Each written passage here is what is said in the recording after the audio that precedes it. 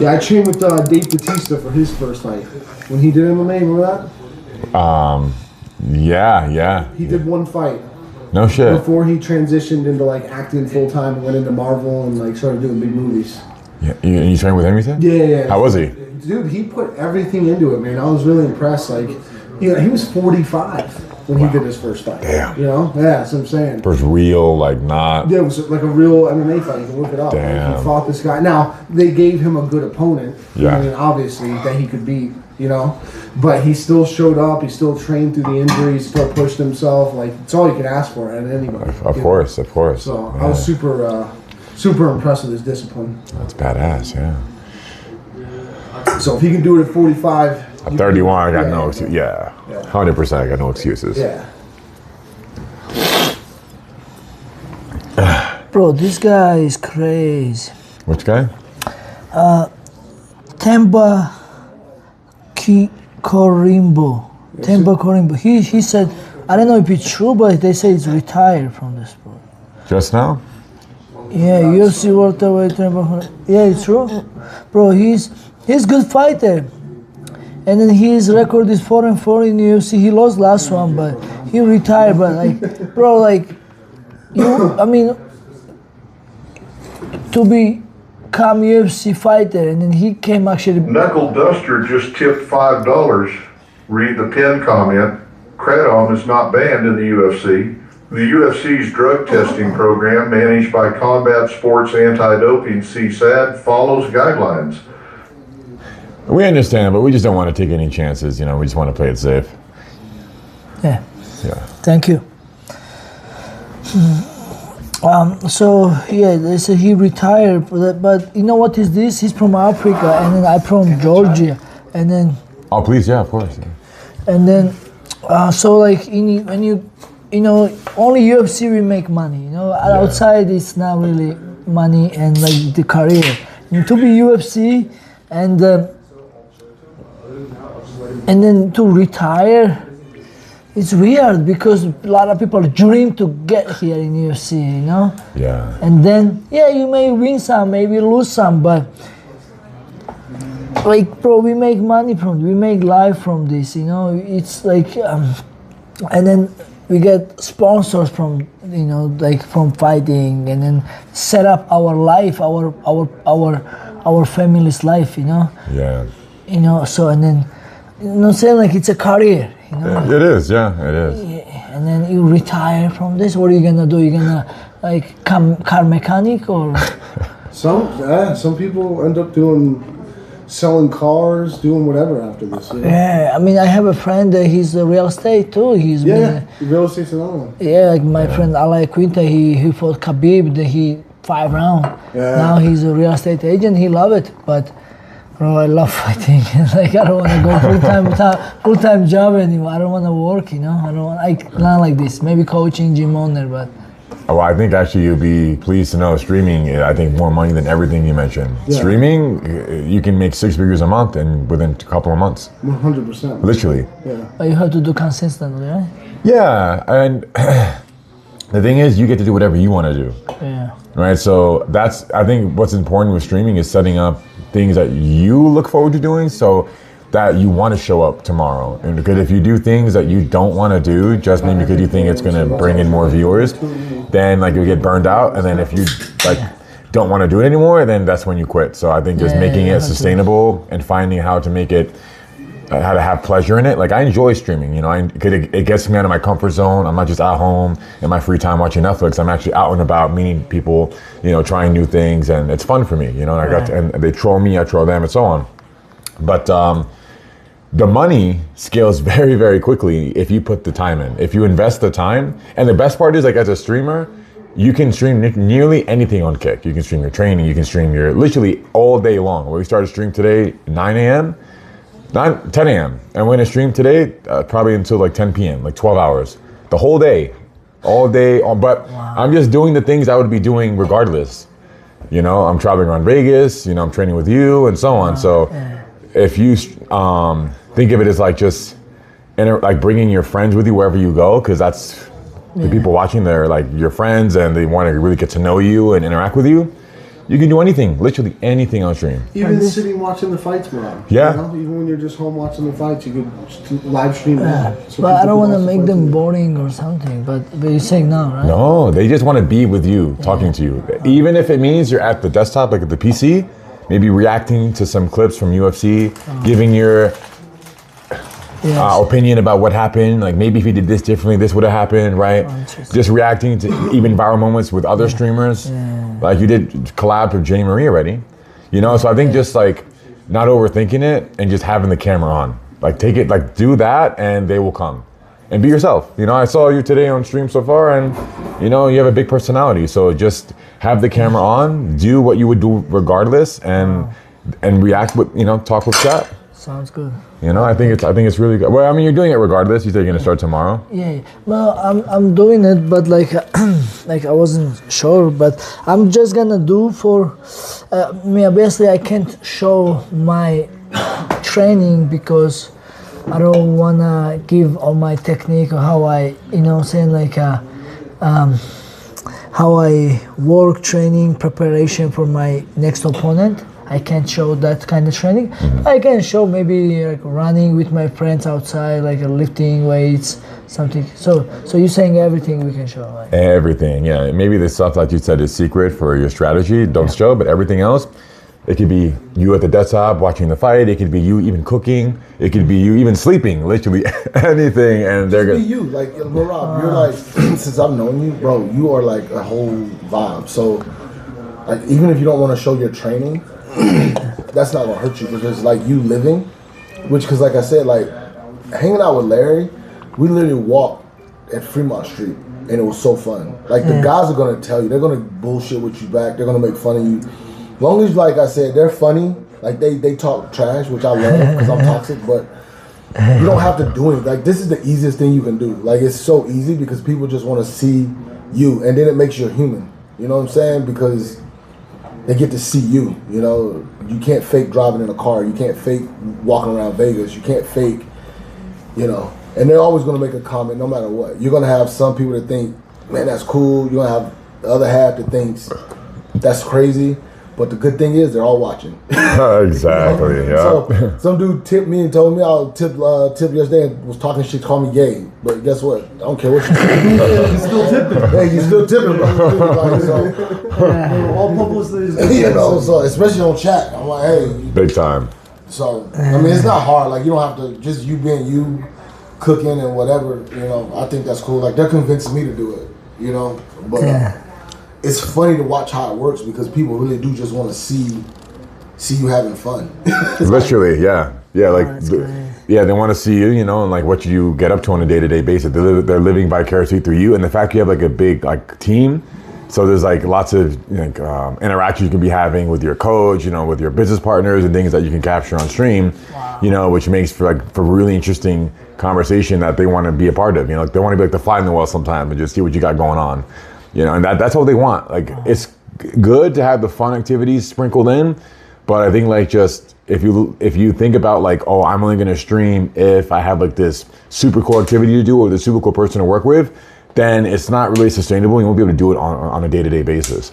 So I think getting in the mindset like, hey, I'm just gonna turn the camera on and I'm gonna figure it out as we go. Because that's what we've been doing. Like we went to the tunnels last night, they could tell you, because somebody in the chat said, hey, this streamer called Douglas Skate is here and he's gonna stream snipe you, which means he's gonna just find us in the parking lot and approach us. And he did.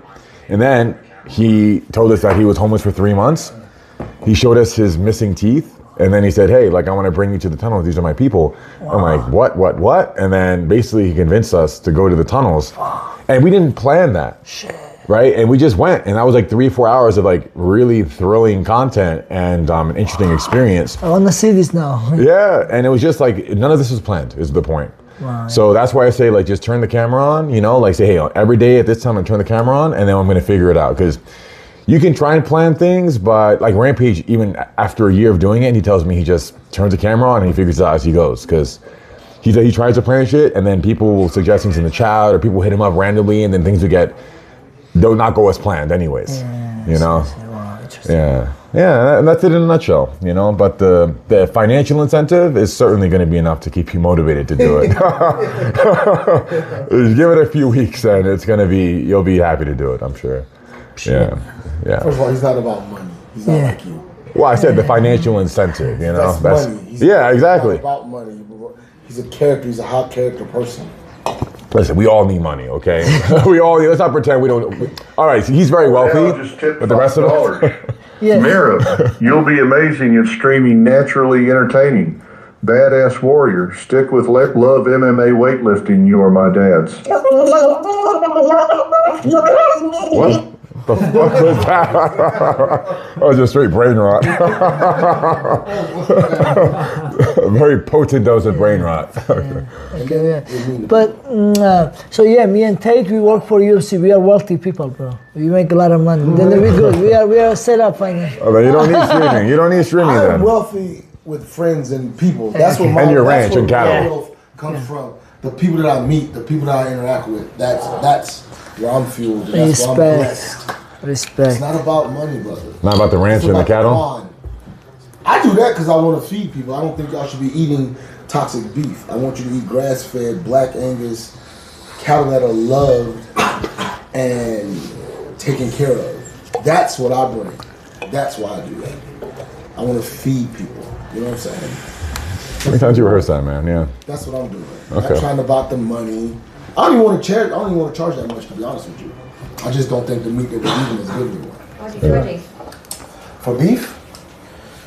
I don't know yet. I gotta see what it is, but it won't be that much. I mean, it'll probably be less than going to the store. But you know how much meat that is? You know how much meat one black Angus cow produces? I love beef. You could eat for years. You have cows in the slaughter? I need that. Really? In Vegas? No, in Texas. Oh, I was gonna say, how are you doing out here? Yeah. You got a ranch? Yeah. Nice. So, like I said, we bring them in, like right now. So, right now, I should start cattle. Why is Merab not streaming right now? Well, he's going to start tomorrow. He has his setup and everything. He had the live view set up. Then I'll have my bulls. I'll scare them, which basically going to castrate and cut the nuts out. Why? You don't want them to reproduce to get more cattle? Or? I don't need a bunch of bulls to reproduce. One bull can do Oh, I everything. see. Just the best bull. Okay. But if you, first of all, if all those bulls have all that testosterone, everyone's bad for the meat. You don't want to meat. You don't want to testosterone. Interesting. So we'll go in and we will steer the calves, which is basically band their nuts so they can fall off. And then about 12 to 15 months after Somebody in the chat saying, what are your thoughts on Conor versus Max? Do you know that Oh, matchup? I love it. Yeah, I mean, it's very excited. Conor McGregor is coming back from the big injury. You know, his last fight he broke his shin. Yeah. And then now it's actually a rematch. He beat Conor McGregor way back then, but he used to finish people. Conor McGregor used to knock people out. But I think only Conor McGregor he go distance with. Oh, sorry. Conor McGregor go distance with Max Holloway. So only he used to knock out everybody except Max Holloway. But now they fighting actually upper weight class. And make sure to involve Tobin Tate. He's naturally funny and evil to Larry. He's Team Dean and AV, but Larry will win him over. He gonna smash Tate. Not long as my girl don't like him. Yeah, so it's gonna be a great match because it's a rematch, and Conor McGregor did beat Max Holloway in decision, but now Max Holloway much older, much mature, great experience, and he's been fighting everybody. Yeah. And then Conor McGregor coming from big layoff, Yeah. and then it's gonna be, I don't know. I love both of them, but wow, I really want Conor McGregor see back with his passion and his fighting, and I hope he's gonna show good fight. I think he's serious, bro. He's really good fighter. He has money, he has everything, but he loves fighting. Yeah. Do you think that even after all the time off, he's still gonna have the same passion for it when he returns to it?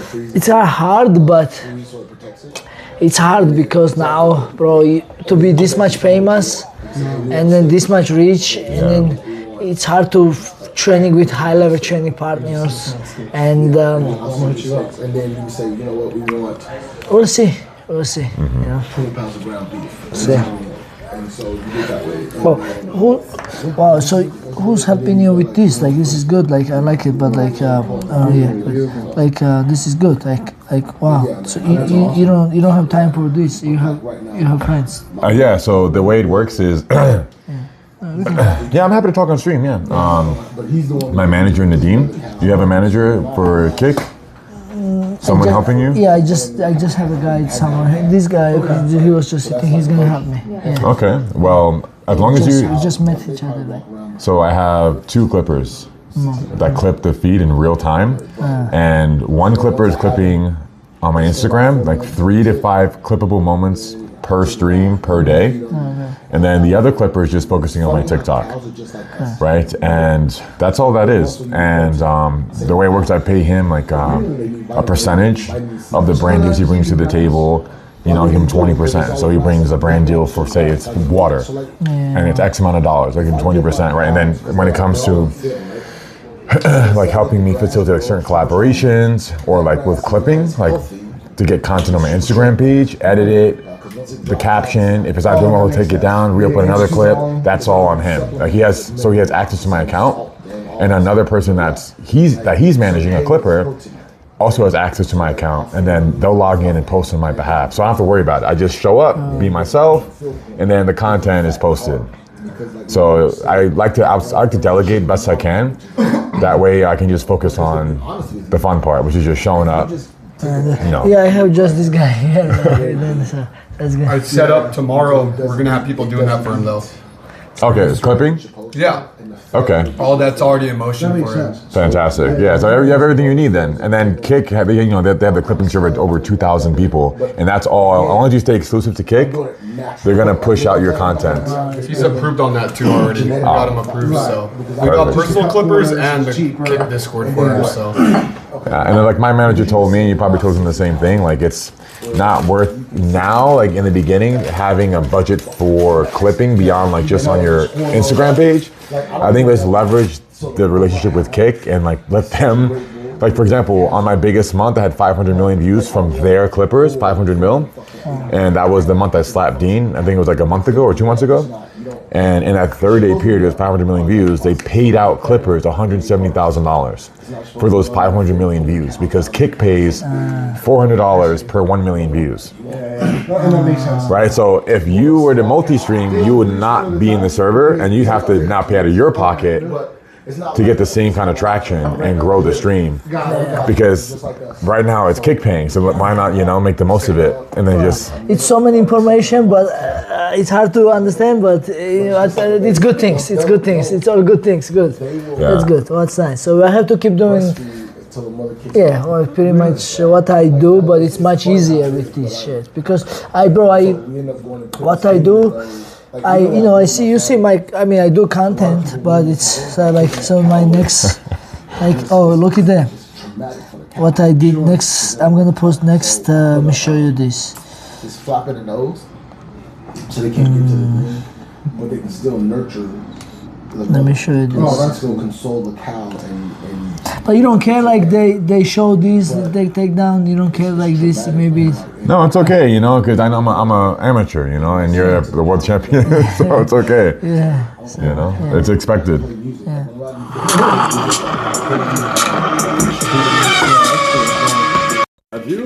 Oh, that's fucking great. Literally driving a couch Last on night. That's last night? Last night, brother. Oh my god. The street, at the street. Oh, this is good, man. Where the hell did you even get this thing? Brother, I built it. It's a scooter, and then I put a couch on top, I used to work construction 7 years, bro. Oh, no kidding. Oh, wow. And then I make some magic with my drill and stuff, and then I know how to make a thing, not pull this couch from the scooter, See, this is the stuff that'd be amazing on stream. Like that, everybody would love this. Yeah, for sure. I got to get on that thing one day. Okay, but next time you come Vegas, I'll give you a ride. Oh, that'd be great. Yeah, absolutely. I'm due. Yeah. It was stuff like, see, you're ready to do all the fun stuff. I saw you on the horse, you're on a couch, on a scooter. Like, this is all good for stream, Really good stuff. But content like really takes time. Like it's really takes. You have to come up with idea, and then it's usually my idea. If I don't push the idea, my guys, they training, they have own life going, girlfriend, stuff like this, and then I have to push. I have to make a date. I have to come up time, idea, and then maybe sometimes, and then it's. I love it. I enjoy it doing content, but it's. It's hard to make a content. Oh, the other day, this is like small version of my scooter, but I have even bigger scooter now. Oh, that's fucking badass. When was this supposed to? Just the week ago, right? Yeah, that was when January was here. Oh, that's good, man. You see me and Aljo. You know Aljo? Aljo Mustafin? He has his own Ram Frank Harbor. Oh, that's watch. good. It was fuck. Yeah. Is that the one where you guys set each other on fire? Yeah. That's crazy. Oh yeah, all the is great for streaming. Really, really good. Yeah, it's a lot. Like a lot goes into producing. So she's the best. Nina Drama, she's the best, bro. She like, we do like funny stuff like this, but she's really humble, the best woman, like really, really good person.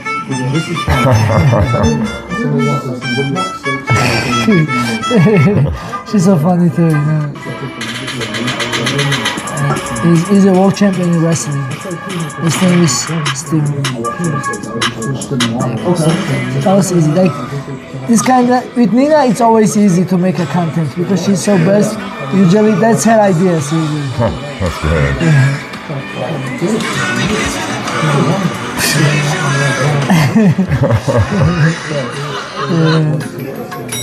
It's with Nina again.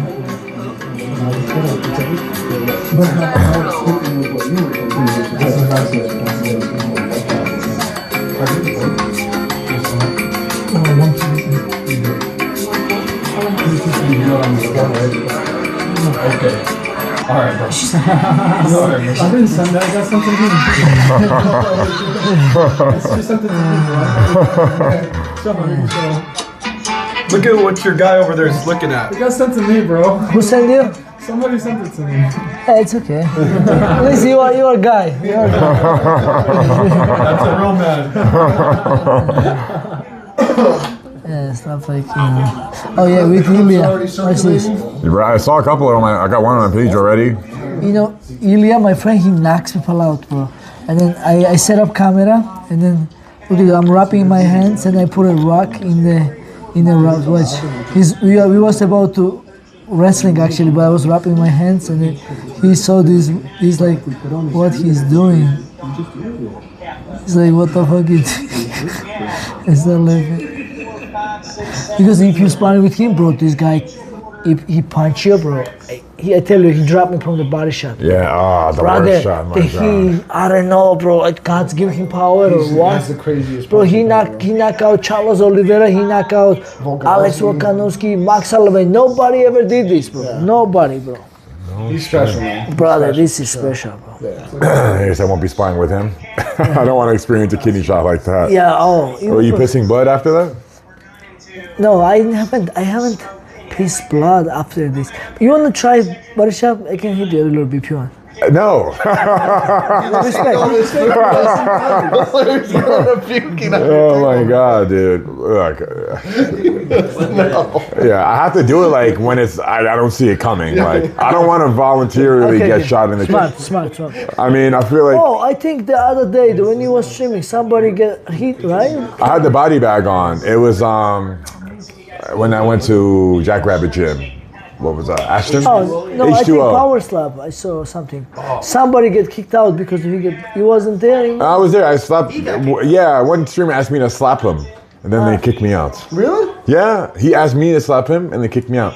And then what's funny is that there's a blonde girl that slapped me in front of Dana White, and she also slapped the same Asian streamer that asked me to slap him, and I was like, oh well. they didn't kick her out, so it must be fine to do this. And then I slapped him, and then he like faked a seizure or something, like for the clip. And then they kicked me out. Yeah. I'm not banned or anything. I'm not blacklisted. They understand. Yeah. I did nothing wrong. I saw that he get kicked out. No, they actually let him stay.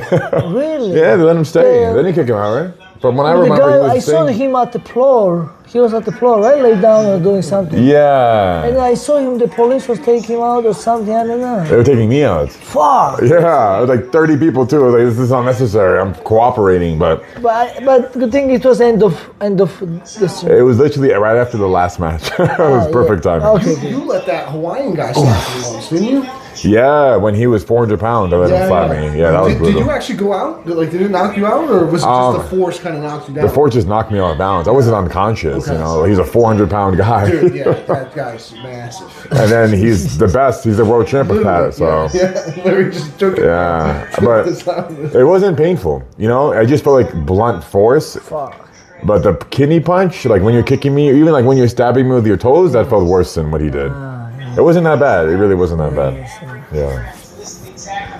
It wasn't that bad. What do you guys have planned tonight? I'll probably go gym and lift and run and do something. What? Go gym? Well, I guess that wasn't training. That wasn't training. Yeah, that was, for me it was, but for you that was nothing. Yeah, he already did 5 rounds this morning. Oh, damn. You train twice a day? Damn. Oh shit, you say you lift me big, bro. Watch. Shooting.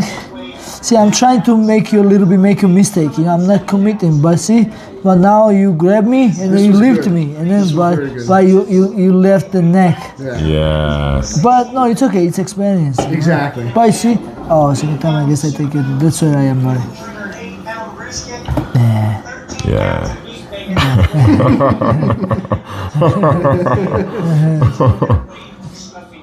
So yeah, but you look at this. Yeah, you went for the arm drag, you circled out, you defended takedown. But see, you defend good, but you did good, but use the power. Good. Like, but I'm like master of the choke, you know? Like, Yeah. I mean, what could I have done differently there? Like after I took you Go down? to the other side of his body. the leg, you have to control the leg. So see how your head is on the same side here? Yeah. You want to be on the opposite side of his body. Okay. So when you take people down, you lay on the opposite side. Always cross body. Right. If they grab your neck, you don't fall into a choke. You know what I mean? Okay. Like Rob said, just experience. Just more you do, the better you'll be. Okay. Yeah. I didn't go crossbody. But you did, he was defending good, and then you eventually went tired. But Yeah, that's what I'm saying. He looked good. He has yeah, bro. Beginning when I see you lift me good. See, I catch your neck, but I already catch neck before. Yeah. So yeah, you True. left me. So what, this was already over then? Yeah, already. I mean, Yeah. I guess I catch your neck and then you lift me. Then it doesn't matter actually. I mean, experienced guy will still stay away. Yeah. Push the hips, and then it takes time. You will learn. Yeah. And then you know how to. Sometimes if I catch neck, you have to roll over, like, you know. But Roll over you? yeah, you have to like a jump, like, you know. Instead of other side. the other side. Yeah. It's already other it's side. it's like a kind of giving back, but good position, but you protect neck, you know. Yeah. You giving. You're gonna land your back, but at least your neck will be a release, and then you have to get up or something. Yeah, good. I mean, yeah, it was But again, like with just the little that you did, I felt like your movements were solid. You didn't look too clumsy. Like you look solid in your movements. You know, it's just now about building the technical skill. Right. But I feel like you have a good athletic base. Yeah, I didn't feel too awkward in there actually. Yeah. A lot of big guys, like they're just so stiff, you know. Right. But I feel like because you've trained so many different things, you actually have athleticism on top of the power, which is good. And I think that's going to help you a lot too. You know. Yeah, and I haven't been powerlifting in years, so actually my hips and everything, my mobility is not as bad as it used to be. It used to be really, really bad. Yeah, if you came straight from powerlifting, it'd be way worse. Yeah, you know, then, really. You'd step on the mats and just gas out. Literally 10, 15 seconds. Yeah, I have zero mobility. Now I feel like you have a lot more athleticism. Yeah, and I think it's largely from just not powerlifting for many years. I'm still lifting heavy, but like that's okay. Yeah. But I don't think this caption maybe we change a little bit. Humble caption. Right? You know? But where I should tremendously, tremendous. But I'm having fun. Like this is what got me into arm I wrestling. know, but we can. Like every time I peel a layer to the onion, there's another layer to peel. You know. No, I can, but. Whereas like with powerlifting and bodybuilding, it seems very simple. Okay, I feel like maybe besides like suffering the final couple of weeks, I don't feel like the challenge is there for me. Fun time. And I'm just after like, and also never doing a combat sport. Growing up, as I was 8th grade dropout, GED, I was never in like a sport like wrestling program. I never got to scratch that itch. And I was like, hey, while I'm still young, I may as well see what I can do before I get too old. And like I'm just never gonna get into it. Never know. I started. It means you taught him a lesson. Yeah, but this is from somebody else. But I want to for me like good got into martial arts. And good wrestling match or good cup fights or night and day lifting. But I always maintained lifting with training, you know, and I felt like that always benefited me when it came to training. Strength is a weapon. Sure. You know what I mean? Like, if used I've properly. always said technique beats your strength, or no? but strength and technique. No, not yet. No, not this You know what I'm saying? Yeah. So it'll we're do able good to if we encompass. But like what I'm saying is Twitter and we can. And you already The have other the one, the foundation. whatever Sure. the rest, TikTok, Right. Threads, Yeah. Twitter, YouTube shorts. I'm gonna do it for you right now. Okay, but no. Yeah. I suppose the only thing I was apprehensive about getting into was like injuries, right? Because like, you know, But you can get injured doing anything. Yeah, right. You know what I mean? And that's the thing. Anything athletic, I mean, you could fucking ride a bike and fall off. I know. You know what I mean? Yeah. I was riding a skateboard in Venice and I almost got hurt. Find So. people you trust that you want to train with that are going to take care of you. You know, that's the most important thing. Don't train with idiots that are going to try and hurt you to make For a clip. themselves. Yeah. Let me break Larry's arm for a clip. Exactly. Like, stay far away from those people, bro. You know?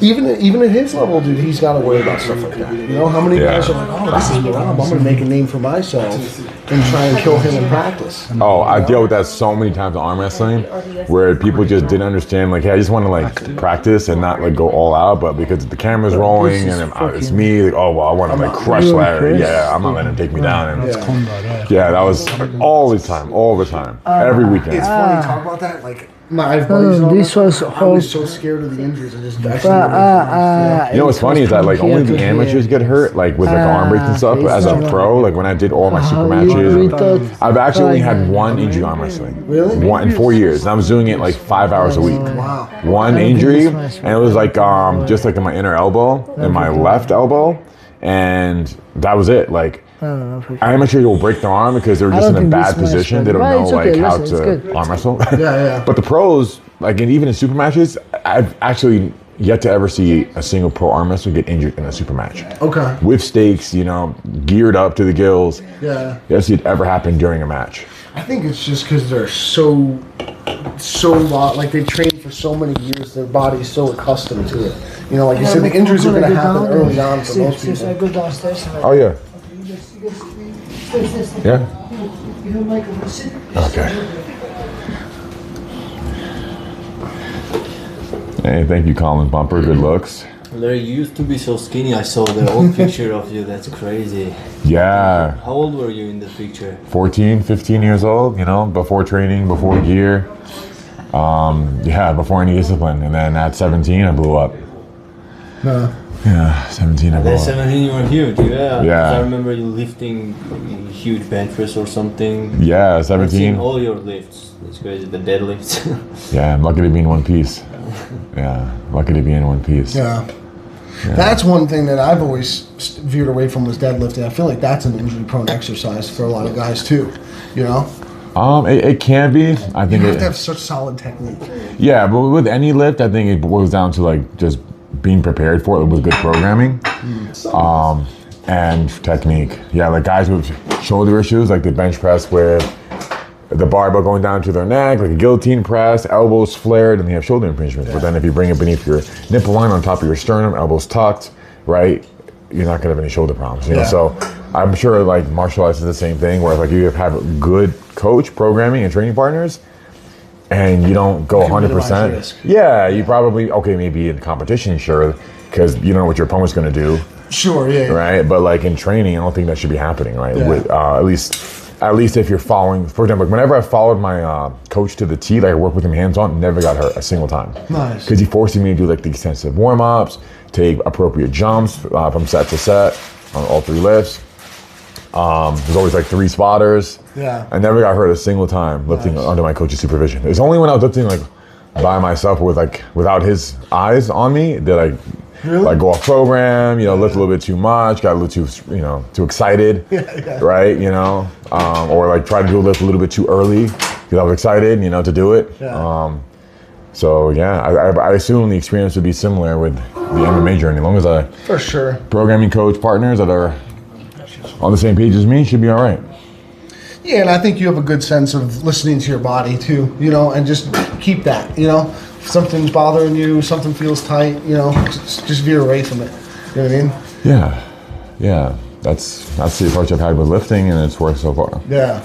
Recovery is so important too, guys. Yeah. Being hydrated. Yeah. So important. But, The biggest thing I see with a lot of guys is they try that tough guy mentality. They try and push through everything, Yeah. And it's like, man, it's okay to take a couple days off to rest and come back stronger, I can see that.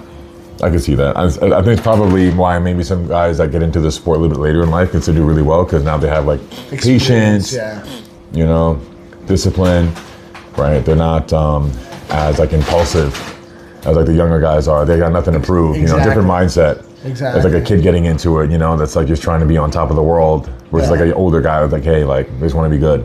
And I always say there's winning the battle and losing the war, right? Like I see young guys, they come in, they get caught in chokes, and then their neck is just they look like they're going to be decapitated, and they're not tapping. But there's no way out of it. No, they get out. Oh, they do get out. But it's wow. like, now I can't move my neck for 2 days. So was it worth it? You know what I mean? It's training. Just tap and move on. It's not the end of the world. Okay, I got caught. So what? I learned from it. Why did I get caught? How did I get caught? I'll address it and then move forward with the next training. Somebody asked me in chat, do I like wrestling or boxing better so far? So far, wrestling. I don't like throwing punches yet. It just feels super awkward, feels super stiff. And because my cardio is so bad, like I throw 4 or 5 punches and I'm ready to gas. Gassed, yeah. But like when it comes to like executing those moves, like when you're caught in a lock, I'd imagine like you never want to get there, right? Correct, yeah. But then if you're in a match, I just want to argue, well, if you do get there, you got to get out of it. Yeah. So if you prove you can in training, then you have the confidence to get out of it. Exactly. But you never want to get there in the first place, kind of thing, right? Right. I always tell people the best way to avoid a certain submission is not get in the submission. Yeah. There's a point of no return. Yeah. Sometimes too late is just too late. So just knowing that kind of awareness, A lot of it's muscle memory too, man. You just do it over and over and over again, and it becomes like second nature. Like you don't even think about it. Yeah. Like that when you hit the Achilles, you will just do that normally from now on. Like for real. The more you do it, this is what I do now when I'm in this position. Yeah. So the more you train, bro, especially with big guys like this, like MC guys, like 6 months, a year, you'll know your shit. Oh, for sure. You'll know some shit. You'll find like a move you like a lot, and you'll get it every time. Exactly. For real. Everybody has like a move. They just go-to move. Yeah. I wonder what mine will By the be. way, these are 5, bro. I'm glad. Do you feel the head change yet? Do you have the whole can already? I downed it. Are you down? Do you feel a head change? Oh, yeah. He's on Mars. I'm about to go pull Merab and just start running. Start doing laps. Yeah, give me like a second wind. Yeah, it's the same. I mean, it gets me through these long streaming days. Like, without it, I couldn't do 12-hour streams. My social battery spent because when I'm not with guests, it's just me carrying the stream. I'm just talking to chat for hours and hours. It's tiring. People don't get it. Like that's tiring. You gotta be like focused the whole time. Yeah, you can't just be chilling, in your own world. You got to be literally like there shouldn't be any like silence. Yeah. Right? Like literally trying to respond to every person I can, every single person that I can. What do you do if there's any like weird, awkward moment, awkward silence? It's like, you got things you go to like immediately? Luckily, like chat usually is moving. Okay. Chat, yeah. The chat thing. Just go to chat, just go to chat, ask a question in chat. Okay. And then So what's up, chat? Yeah, what's up, what should I do next kind of thing, or what do you think about this? Like get them to engage and talk. A lot of people, most people in chat that are watching are not chatting. So like try and get people to engage, Gotcha. But also like if you don't engage often, people will realize, okay, well he's not looking at his phone, he's not reading chat, he's not engaging with us, so I'm not gonna say anything. like now chat's slowing down because I'm talking to you guys. You know, we're kind of doing our own thing here. But like, if it's just me and chat, like chat's fucking flying. You know, he can say that too. Like if it's just me in the car with chat and there's no one else and just me like talking to chat, because everyone's getting attention. So everyone's like trying to jump in and ask the next question, to the next thing. But who's Chat's favorite MMA fighter? Let's see who they spam. That's good. That's a good one. What names come up? I mean, for me, I guess Merab and Alex Pereira. Nice. Yeah. Alex Pereira's scary, bro. I just love his fucking walkout, man. Like, how intimidating is that? It's so good. The death stare. Yeah. So what a badass. Dude, yeah. He has that whole aura. Yeah, so much aura. Fuck, must be nice. I'm an aura debt. People are saying Rampage, Chuck Liddell. Oh, we're going old school, okay. Yeah. We got some OGs. We got some OG fans in the chat. Nice. Respect. Probably never die. Larry Wheels. Thank you, AZ. That's future. Yeah. What about you can see the chat moving anybody saying George St. Pierre, Anderson Silva, Habib, nice. Robbie Lawler, okay. Yep, GSP. Damn, Very it's cool. moving. God damn. Nice. GSP Fedor, okay. Nice. John Jones, yeah. Yeah, it's moving right now. Oh man. Wow, that's so bad. Who's your favorite fighters? Alex Pereira and Merab. Okay. Yeah. Yeah, like. Yeah, I said Yes, dude. Yeah. Yeah. How many fighters do you know? Alex Pereira and Merab. Have you done content with him? Pereira? Yeah. No, I want to. You know, I'm a fan. Shama. Is it what? Shama. That's his thing. He says Shama all the time. Is he hard to get a hold of? I heard you. I don't know. I'm probably not. Tate, But he's got a plug? is he Vegas based? No. I mean, he might be here. He's here a lot, but he's in Jersey. Someone mentioned a very good one. Sean Shirk. When's the last time you heard his name? Sean Muscle Shark Shirk, dude. Oh, he was jacked, bro. This dude was like 5'6", probably 190 pounds. Oh, damn. That's huge. Yeah. At that height? Traps like this high, like you couldn't strangle him. You know, it was just nuts. Yeah, he was That's dope. an animal. That's dope. Him and Machida were fucking. Yeah. That was the heyday. Yeah, Leota.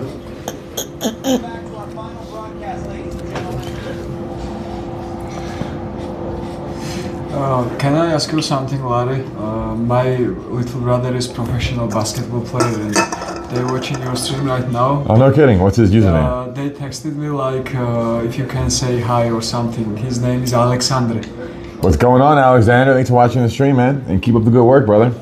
Thank you. Like they are every whole night in Georgia. We have 11 But hours just tip difference. $5. Oh, man, so I was in the middle of the night right there. Yeah, like Has they the watching. hardest I punch. don't know if they texted, but they UFC texted. guy.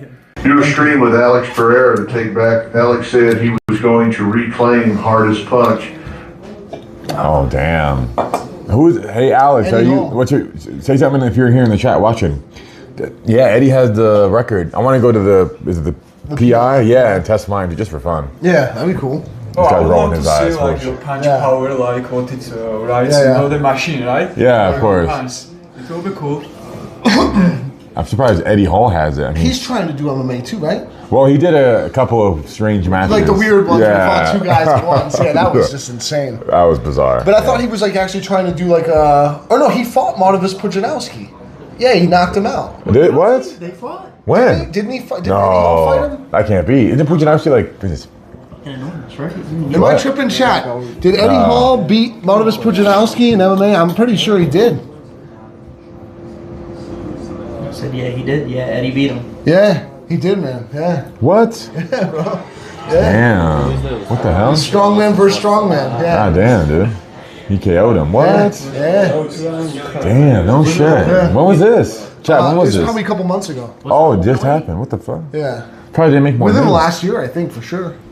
How did I not hear about this? Had to have been like a. It was weird, bro. It was like under the radar. It was in What? some weird Russian league. Ah, okay. Probably WRPF. Yeah. Or KSW or whatever it's called. Yeah. Something like How old is Pujanowski now? I thought he was like aged out. that. Probably close to 50. Yeah, that's kind of a weird matchup. He was in Poland. They said. It was in Poland, so it was at Like, KSW you need to League. learn more submissions, like rear naked choke. Yeah, I need a lot more repetition with the submissions. I only learned like them. I feel like, you know, wrestling is most important base in MMA and of course in like combat and fighting, but jiu-jitsu is really important too. For Because sure. me personally, I have beat many like wrestlers that just transitioned to MMA, like state champions and 4AF just tipped $5. just by jiu-jitsu. Larry, Eddie, and Merab would be an amazing stream. 2 powerlifting giants upgrading skills, and little Merab doing Miyagi shit on them.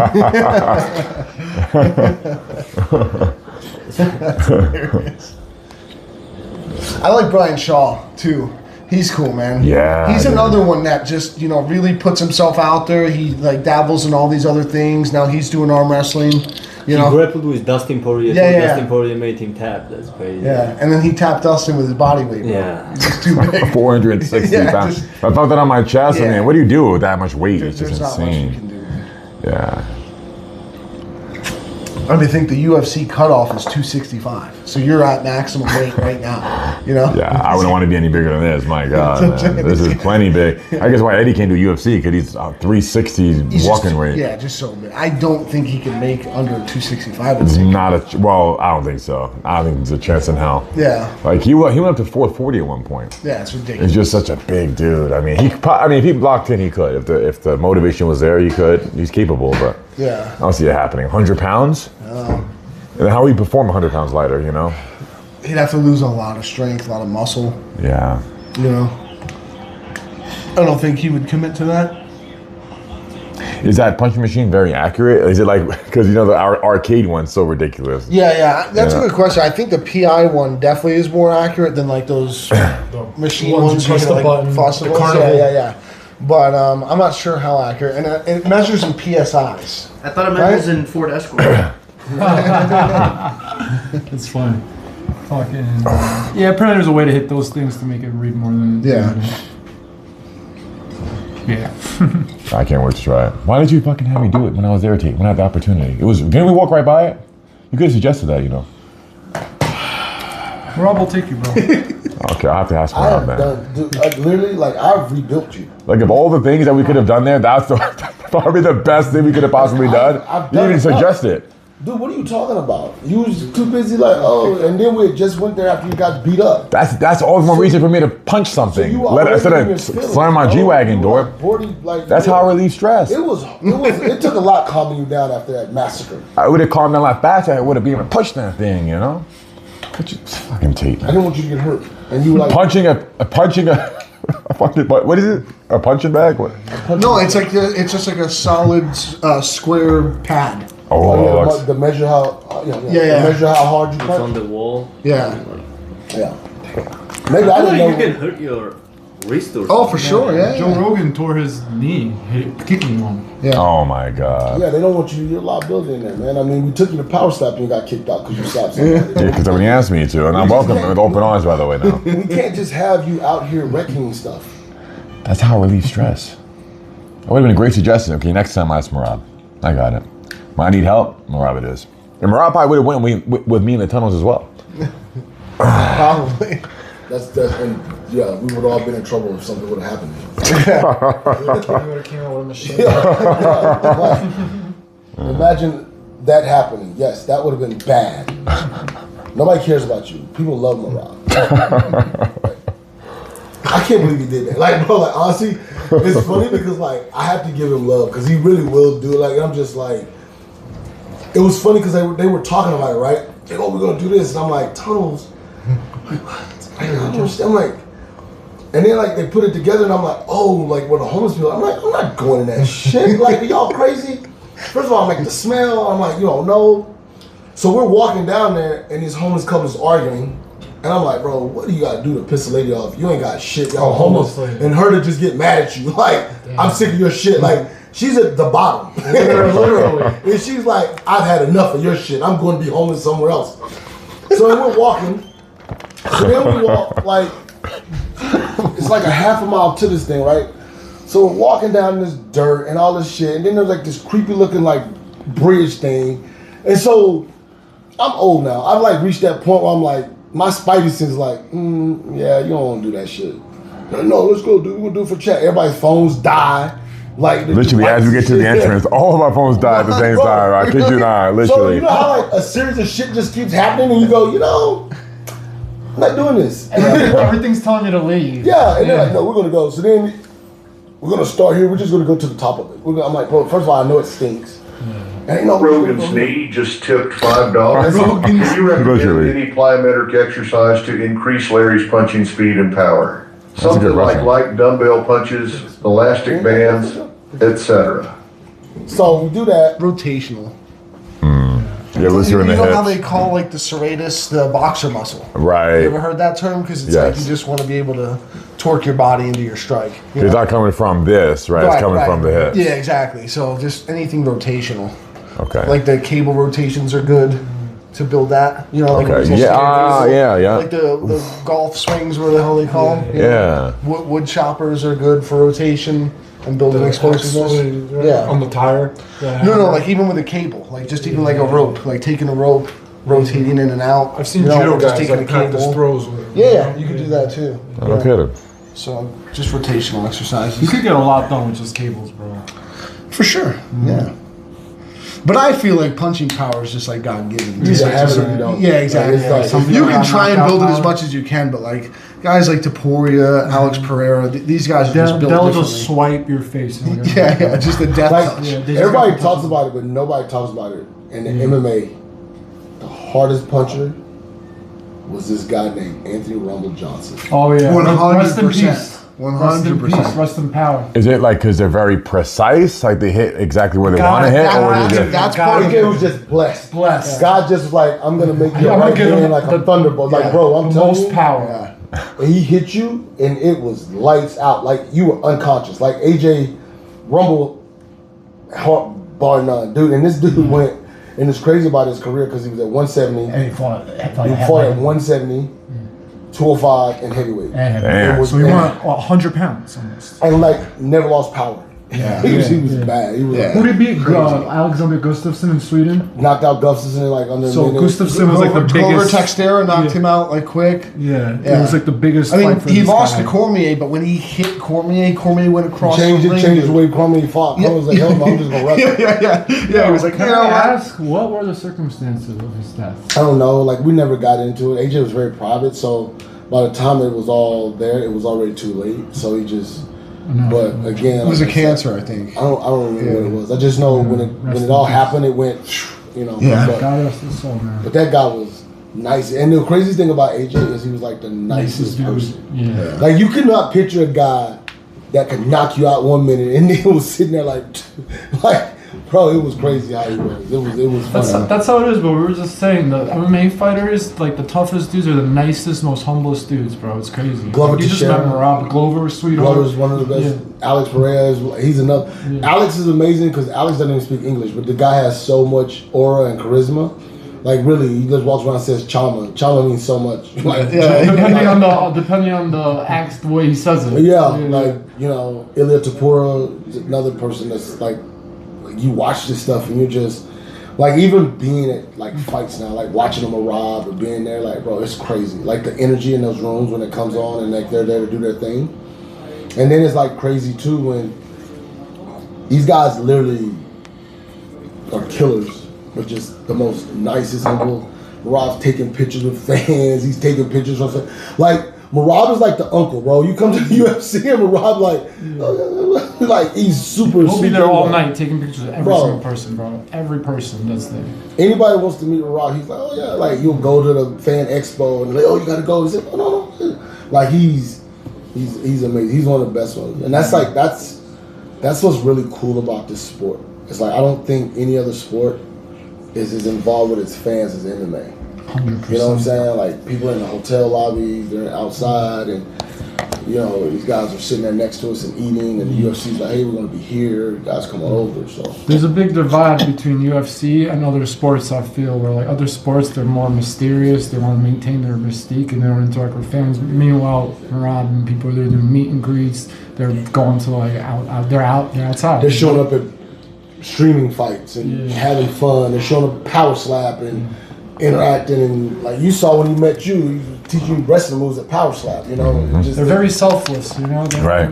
They're fighters. They've gone through the worst shit ever. Like, they don't care about what people think about them. Truly, you know? Even Armin is nice. Armin's like super nice. I mean, maybe that's because like I've wrapped his hands and like I'm kind of in the organization, but like, dude, but I feel like because these guys are so accessible, fans do what fans do, which is kind of go too far, and then you're like, oh shit, like what was that guy that was in the stands that one time when Merab was like, stands, like again, like they're all human beings, like they can only take so much, you know, but if and they're fighters, why you fucking want to they're fight gonna them? meet your energy, you know, They'll match. And it's like the ultimate expression of vulnerability, right? I'm going out in front of a crowd of people to fight someone. I'm putting everything on the line. I can lose in front of everyone. It's not like losing a game of basketball or losing like a game of tennis. Yeah, you get where knocked you're just out. like, oh, I lost. Like you literally got destroyed. no, it's not by about the- losing. It's like you get choked out, knocked Yeah, out, in front of your family, family, your kids, and then you got everybody. people making fun of you, like, "Oh, you got knocked out." Blah, You blah, blah. suck. Yeah, you suck. Meanwhile, It's you're like, in I just fought the UFC. best guy in the world. How can I suck? You know what I mean? A Like, lot of people also don't know that pressure when you go there, because as a beginner fighter,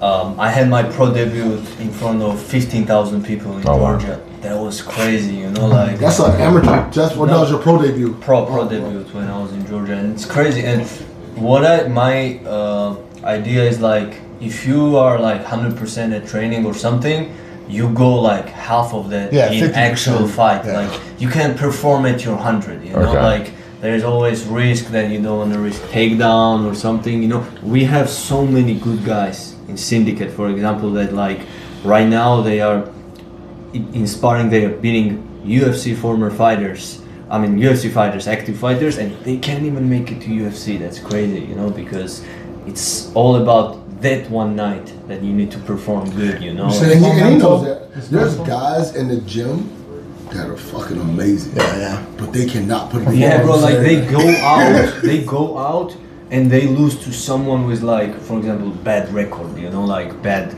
Or they just look like crap. You're just like, Yeah. because you'll see guys in the corner like, you drilled on this shit. Like, wait, bro, like, did you forget how to fucking So shoot we those? have so many guys like that, you know, they beat top guys we have in the gym right now, UFC top fighters, and they go and just random regional show fight and they lose. Or the adrenaline dump. Yeah. Like guys can sit there. Yeah, some people just can't handle it, I guess, like the mental. What do you think? Do you think these guys are like changing the plan last minute because now that the pressure's on, they're second guessing their ability? It's the pressure from the live audience and the lights. Yeah, I think it's a combination. When you're sitting there and fucking Bruce Buffer saying your name and you're there and it's just because it's even like I said, even like as a cutman point, like dude, you'll see guys that'll come to the show and like it was, and like I said, I've said this before, like I remember when Stitch was the man and guys were like, "Who the fuck are you?" Like, I didn't get my hands wrapped by you. I want Stitch. I'm like, oh.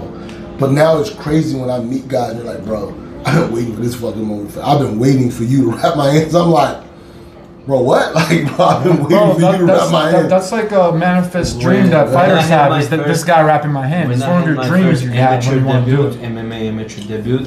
I did judo for like 10 years. I'm judo black belt. I did a lot of grappling tournaments, sambo, and when I did first time MMA, I stepped in cage. I remember I had crazy tunnel vision, you know, like my vision went like this. It was crazy. I didn't think about anything. All I was thinking to survive 3 rounds. After this fight, I have 4 finishes now. I'm 5-0 record.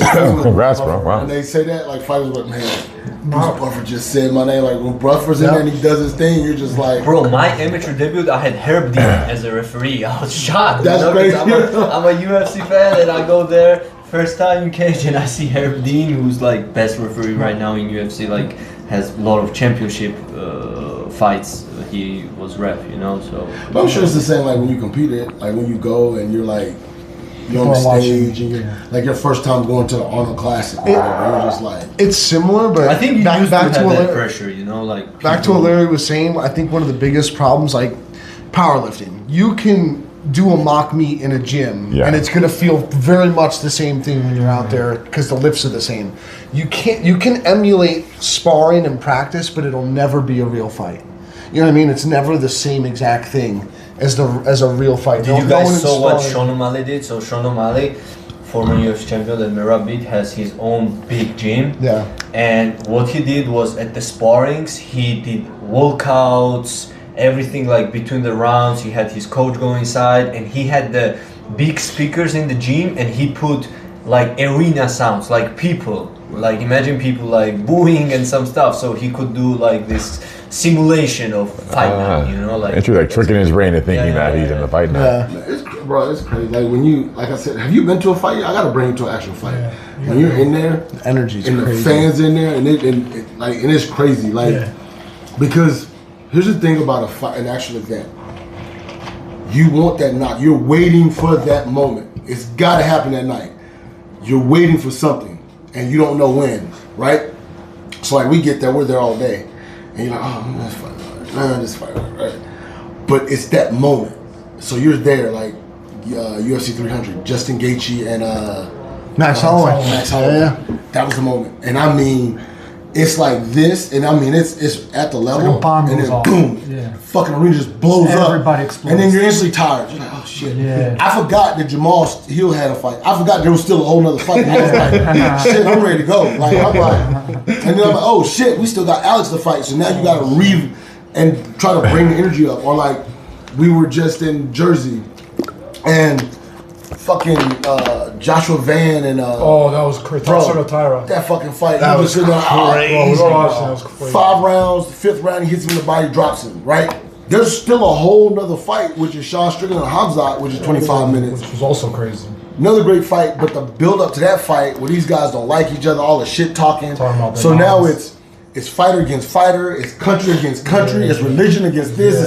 Bro, it's so much shit going on in that arena. You're just like, you're trying to pay attention to the fight. You're trying to, dude.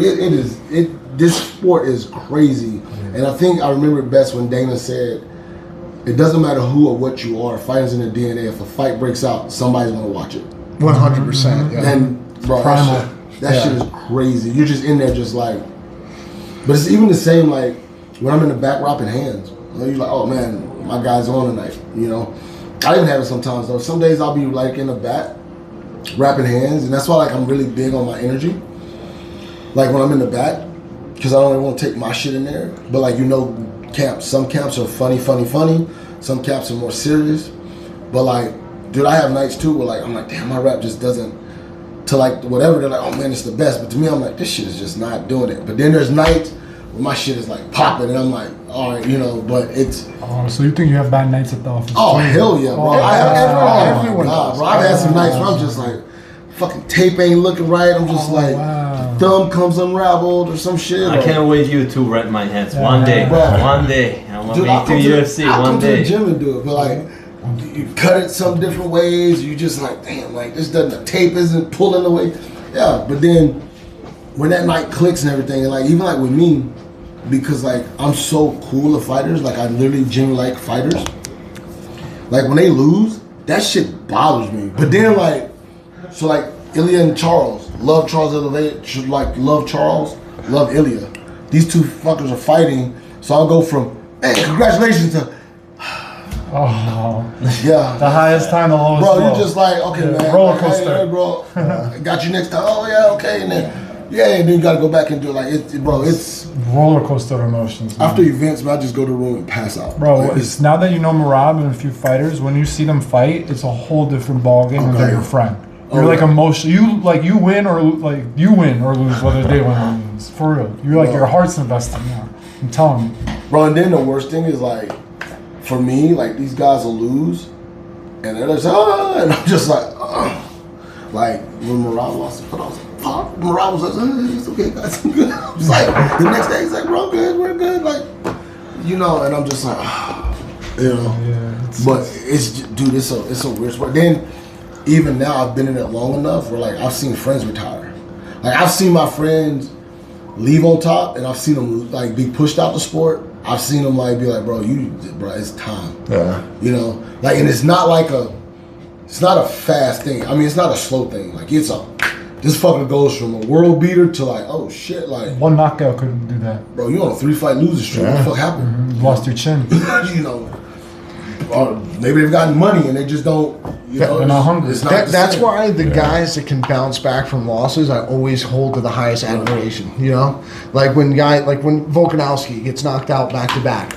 You know, everyone's like, "Oh, he's done," and he comes back and wins the belt again. I'm like, dude, that is like one of the most incredible stories in this sport. You know, to overcome that kind of adversity, to get knocked out back to back, and have like everyone Coming write back you from off. KO. Yeah, And Two KOs, KOs, man, it's so crazy.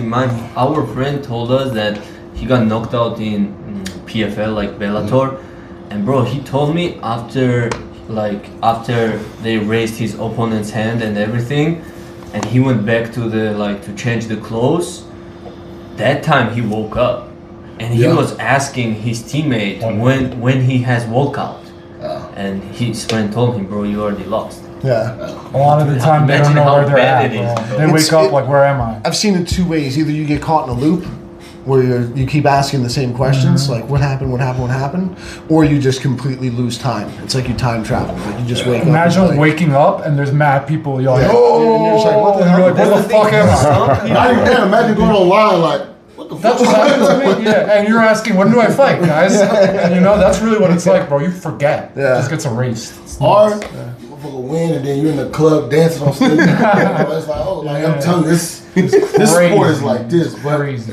it's nothing like it, man. Yeah, It's nothing like it. it's unreal. And then again, like people give you shit, like for instance, you know, they talk shit about Sean and stuff, but like I've been in this sport and I think maybe a handful of times I've seen guys lose and the animosity stays. Most of the time when the fight's over, the animosity's done. They're just like, bro, you beat me in a fair fight, I'll get there. But it's even fun too, like guys will be cool. Like they're not like whatever, but they're cool. But the moment they say like they got to fight, all of a sudden these motherfuckers have beef. You're like, bro, y'all been around each other for months and there ain't been an issue. Now what's going on? Some guys need that. To Fake get, beef, like, real hungry. beef. You know, sometimes they're selling it, sometimes it's real. You know, Sometimes a guy needs to make up beef to get motivated enough to train for this guy.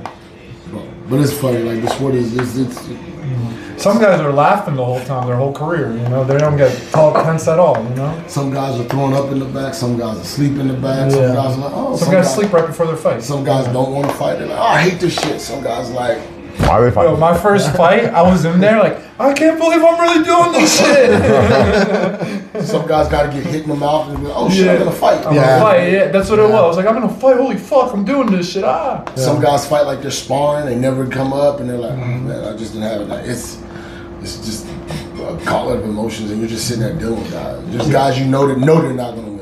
Can I tell you one thing that people don't know until you're in there? The fucking cage hurts. When you get taken down and slammed down, it's a fence, bro. It's a steel fence. Imagine your skin hitting a fence and then getting pushed into it. Like you get Every time I see y'all come out with raspberries and shit. Yeah, bro. The shit hurts. Getting punched in the face hurts. You don't feel it when you're there because the adrenaline, but after, bro, you're real pain. and the canvas is solid. It's not even as solid as those. Those mats have more give than actual the canvas. So then, even like a little judo, though, like when he was teaching me, like you land on your back, like your wind's coming out of you. Yeah. Or You'll feel a lot takes you more. down into the And they were fence like and landing hurts. on you, kind of letting you do. When they flip those guys, they land on top of them. Like it's it's an inflict pain business. Like if they take you down, like it's not like because again it's sparring. Nobody wants to hurt you. When they're in a fight, those takedowns hurt. They're trying to kill you, bro. Yeah, they want you to attack. Yeah, they want you to give up. Imagine a trained professional trying to take your head off. That's what it is, bro. Someone who's trained every single day to kill people, trying to kill you. It's a lot,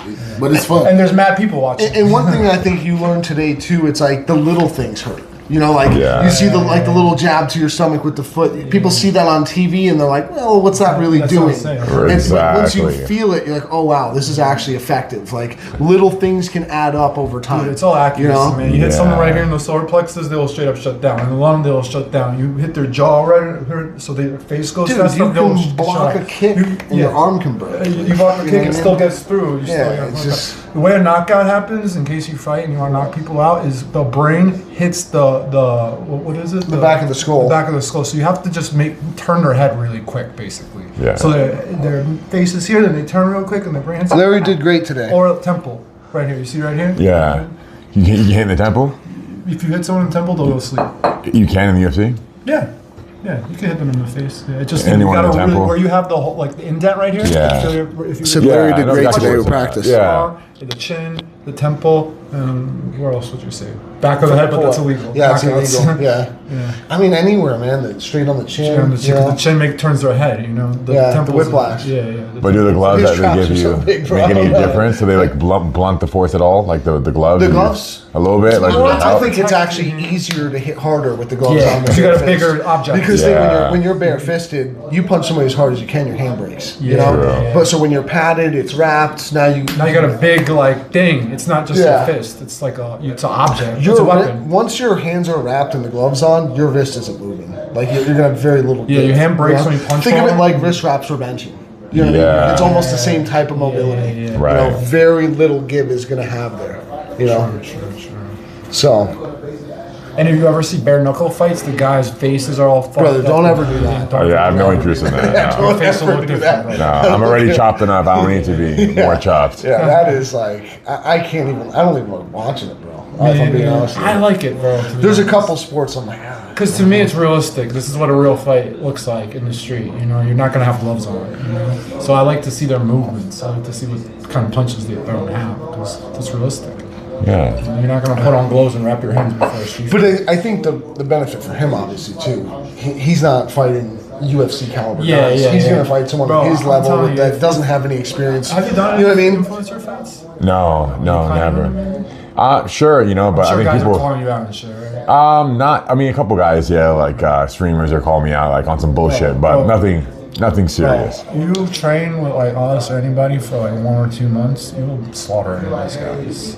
Straight up, like you just need a little bit of training. Like that's what I'm saying with these influence events. These guys don't train at all. Literally zero. Like, yo, you gotta they just show up. At least go to a boxing gym or something. Get some, learn a 1-2. Like they're not training at all. So if you do that shit, just 3 months of just regular striking, you'll fuck them up because they don't train. They're not in shape at all. They don't take it serious. They make too much money. They don't take it serious. They're just doing it for the cash. Hard. You know. It's hard, and it is. It's a big commitment. Yeah, you know. exactly. They just want to show up and use their celebrity and likeness to get paid, not their skill. Yeah. And guys think they'll just knock somebody That's why out, the boxing's easy. They get lucky. They get like a lucky punch. They figure the other guy's not turning either. Yeah. The boxing's It's not like that, brother. Let me tell you, it's not like boxing's that. You gotta train, man. You gotta spar. Oh, yeah. The boxing's much easier. It's one discipline. Oh yes. You know what I mean? Yeah, true. You can half-ass that much easier than you can with MMA. Do you know if there's MMA tomorrow? The brand risk there? No, it's just boxing, I believe, isn't it? Oh, I don't know. Actually, maybe it is. Somebody said earlier it's both. Yeah, it's both. Oh, they're doing MMA now. Yeah. Damn. Well, no, Rampage. Like besides Brandwidth, there's also Rampage Jackson. He has his own MMA thing going on, like for the amateurs.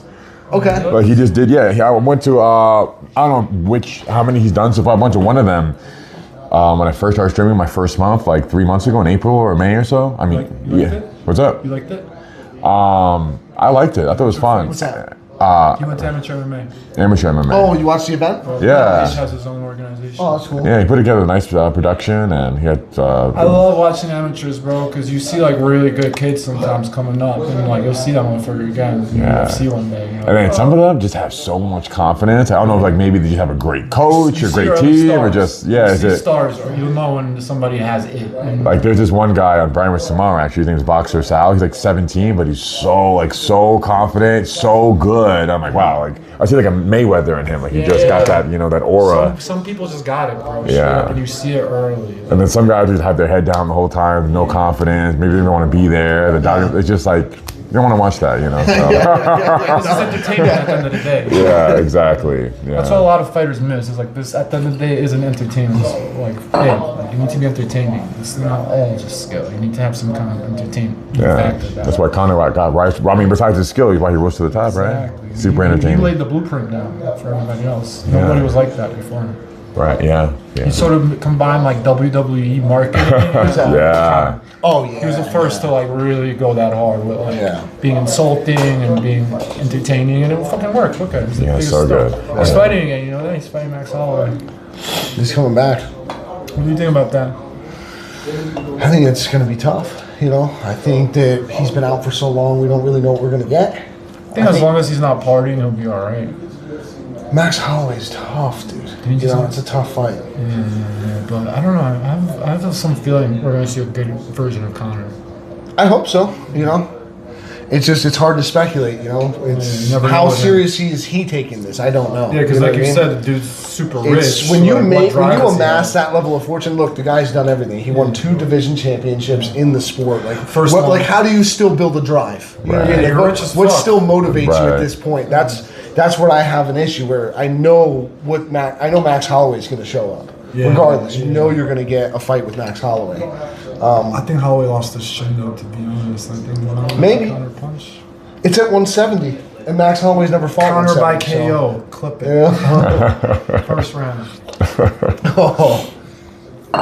Connor hits like a truck. Yeah, bro. Seen one guy's knuckles get all caved in. Ugh, that's rough. They're with you on this. Yeah, thank you, my guys. They're riding with the first round knockout. Thank you, my guys.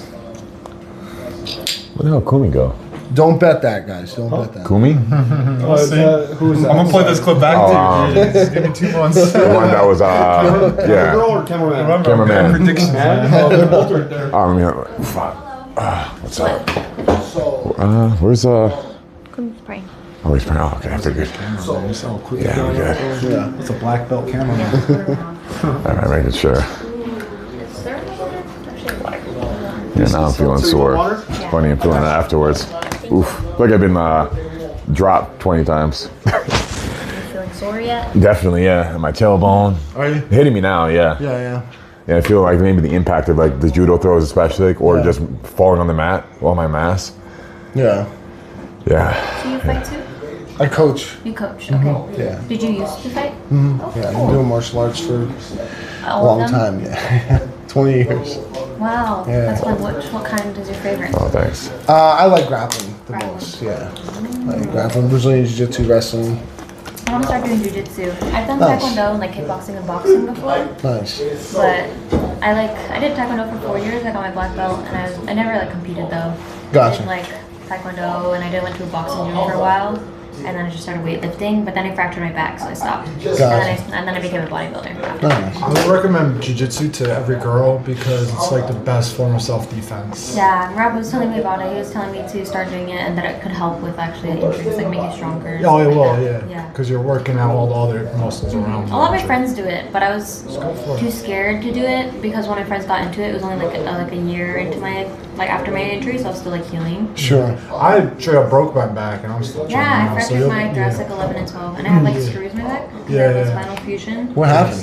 Sky Zone. I got pushed at Sky Zone, and I fell. On the off and trampoline then- park? Yeah, but I fell at the ninja obstacle course. Oh, snap. So you fell. As I was saying, you can get injured Yeah. anywhere. Yeah, You know what I mean? yeah. Like, this is the thing, bro. Like, I was just sitting. That's a year recovery. That's a bad injury. yeah, that's bad. That's real And I bad. fell in the net below. It didn't have any give, so I just fell like up here. Oh, jeez. and Were you able to like fractured. sue them or something? No, they have so much fine print. My mom tried to. She was going to, but no, we couldn't. That sucks. That's crazy. You know why? Because you weren't expecting to fall. You didn't brace. You know what they did or anything. afterwards? They didn't even care either. Like they came up to me, they're like sign the paper, Oh, and man. then they just like left me alone, give me an ice pack, bro. What? Literally broke your back spinal and they're like, here's ice pack. Sign something after the fall? Yes, I was literally like laying there. Oh, that's your fault. That could have been, wow. That was like an 8-figure bag you just signed away. Insurance companies never lose. They're undefeated. Yeah. Thank you, Bay Hip Tub, thank you. Wasn't thinking about all that. at the time, Yeah, you were. obviously. Yeah, they took advantage of that. Yeah. Wow. Yeah. Hopefully, prayerfully, nothing ever happens again like That's that. a but note in my head never to go to Sky Zone again. Yeah. Just be safe and don't have any of your friends push you. How would one do that? Would they think? Oh, I guess the shift soon there was going to be like something like padding or something for you there, or whoever pushed you. Yeah. My neighbor actually. Damn. Jeez. Yeah. Oh well. Amen. It happens. How terrible did they feel after that? They felt really bad. Very, very bad. That's nice. That's good, right? The worst is when you get injured and they don't give a shit. This guy in training once, I was throwing him, he didn't know how to fall. You know how Merab taught you the break fall? He didn't know how to do that. He landed on top of me, tore my ACL. Oh, Never even said sorry, how are you doing, nothing. I was out for a year after that. And I What? still hate this guy to this day. I would too. Fuck that guy. That's a massive. Like, you're not walking right for a year, I right? got off the couch for a month after. It was God, so man, brutal. dude. I was about to compete a week from there. Oh. It always happens on your last training right before a competition, you know. It happened to have I tore my bicep. Yeah, bro. Right You go hard. You know Yeah. what I mean? A week before it, tore my bicep. I'm out. Yeah. For stronger that's competition. a tip to all the kids out there. Don't overtrain right before your competition. Yeah. Was that the worst injury you've suffered from lifting? The most permanent. Yeah. Yeah, it wasn't the most. It was actually the least painful, but the most damaging. It's not like a rubber band. But it's just aesthetic. It's just the aesthetic. Yeah, and then I lost 5% strength when I'm fully supinated. But beyond that, that's pretty much it. Yeah, and all the other injuries I've had have been more painful, but this one like took the longest to heal. Gotcha. And yeah, I actually need surgery to get this fully repaired. But How did they fix it? You know? yeah, so what happened is tendon tore from muscle, and right now like the tendon's still attached to the bone, just like flapping about. But the surgeon at the time said, "Hey, if I try and reattach it, it's too slippery and high risk. It's probably not going to work out. Let's not do it." So I decided not to do it. Right. I said, "Screw it. All right, I'm cooked." And then fast forward 6 years, and then Dr. Steve Moore that repaired Thor's pack and works a lot of fighters and whatever else. He's like the best shoulder surgeon in Orange County in California. Okay. He said, "Oh, I can reattach it, but you'll be out for a year." All right, it's not worth being out of the gym for a That's year. exactly what happened to Merab with his nose. They said you're gonna have to be out for a year, and he was like, "I'm not doing it." Yeah, it's too much time. It's Tell a fighters to wait Yeah. until the end of their careers to fix their nose. A year. It makes sense. That is. But I'm breathing out of one nostril though. It's like, It fucks your cardio up. well, his cardio still. Doesn't make sense. Doesn't make sense. I got two perfectly fine nostrils. I'm still at really bad cardio. It's his cardio. Yeah. His will is ridiculous. I mean, I've seen him in fully locked submissions where you're like, okay, he's not getting out of this. It's insane, bro. But how is he doing that? Because like the arm bar, for example, like it's... Well, no, I'm talking about chokes. Okay. Like he'll just find the littlest space where he can just breathe a little bit. On kick, I'm on twist. When you're getting choked, even like one finger in will give you could just fucking rip it. Yeah. The angle's Well, the good, biggest thing is staying calm, right? Because if I start choking you and you start panicking, heart rate goes up, oxygen gets you start to breathe, you're hyperventilated. So when you actually get caught in chokes, you want to just relax. Because you want to hope the guy gets tired from choking. Yeah, exactly. Just find your space where you can breathe and just. I don't like the big shit. Eventually, enough lactic acid builds up. And Every streamer that I know uses this shit. And he's getting hyper because you squeeze him for 4 minutes straight. It's not small. It's like holding a lift for 4 minutes. Yeah. I even use this on my camera, bro. Yeah, he's already done. Exactly. That's what happens a lot. I've seen him before. Imagine doing a lift for 4 minutes and then like you gotta fight. You gotta throw hands. Oh, you're good. Dude, I've been there in a fight where Your hands are down. your adrenaline, you got jelly arms and you punch like you're in a dream, like underwater. You I said want that to way throw the back. battles aren't in the You way it's can't. over the balls. It's literally a nightmare in real life. You're like, you feel like Yeah, you I can saw throw his snapping legs punches, but it's like, and the guy's teaming off on you. And like stuff like that, what I usually do, like when it's just one person, I'll just throw a mic in the middle, bro. Yeah. You know? Huh? Merab? I think he's in a business called like Sunny Super Important, but I could knock if you want me to. Yeah, we're probably gonna make our move, within a minute. Yeah. And then head back to the Airbnb. Nice. We're like 11 hours deep. How long are you still in Vegas for? We're here till Monday. Oh, okay. Yeah, Nice. I'm here for enhanced games, brand awareness, Merab. Oh, they started the enhanced teams? Yeah. Nice. dude. Tonight, right? It is, yeah. What events are they doing? Are they doing all of them, or is it like I know it's like an Olympic, right? So is it it's all Olympic events, or? It is, yeah. And then afterwards, gonna try and break the all-time deadlift record, which is 500. I thought he already did. Again. So he's gonna break his own record. Yeah. At this? Offer him like Sick. $1 million to do it. Yeah. What's the total gonna be? You know? The total. Like his total weight on this deadlift. Do you know? 520 kilograms, which So works it's out to like 11, it's not 1150. Absurd. I remember the video with you and him in Iceland when he hit that one deadlift with you when you were out there training. Yeah. Dude, that was like the all-time pinnacle of just getting jacked up. Testosterone. Yeah, that was such a crazy environment, dude. Yeah. To have that kind of like the support system that he has, it's Like his whole family, childhood friends, wife, Yeah. all there every session is something it's special. just how you can't replicate that. No, like you you said, really- you're lifting, you're by yourself, the energy is just low. Oh, you not, know? not even close. Yeah, It's night and day. I just want to bottle that energy, you know? Oh, you can sell that? Yeah. It's really not a product right there. No, okay. Oh, you trying to wait on Merab? I think they said he was on the phone call. He's gonna come up and. Oh. What's up? He's gonna come up right now. Okay, cool.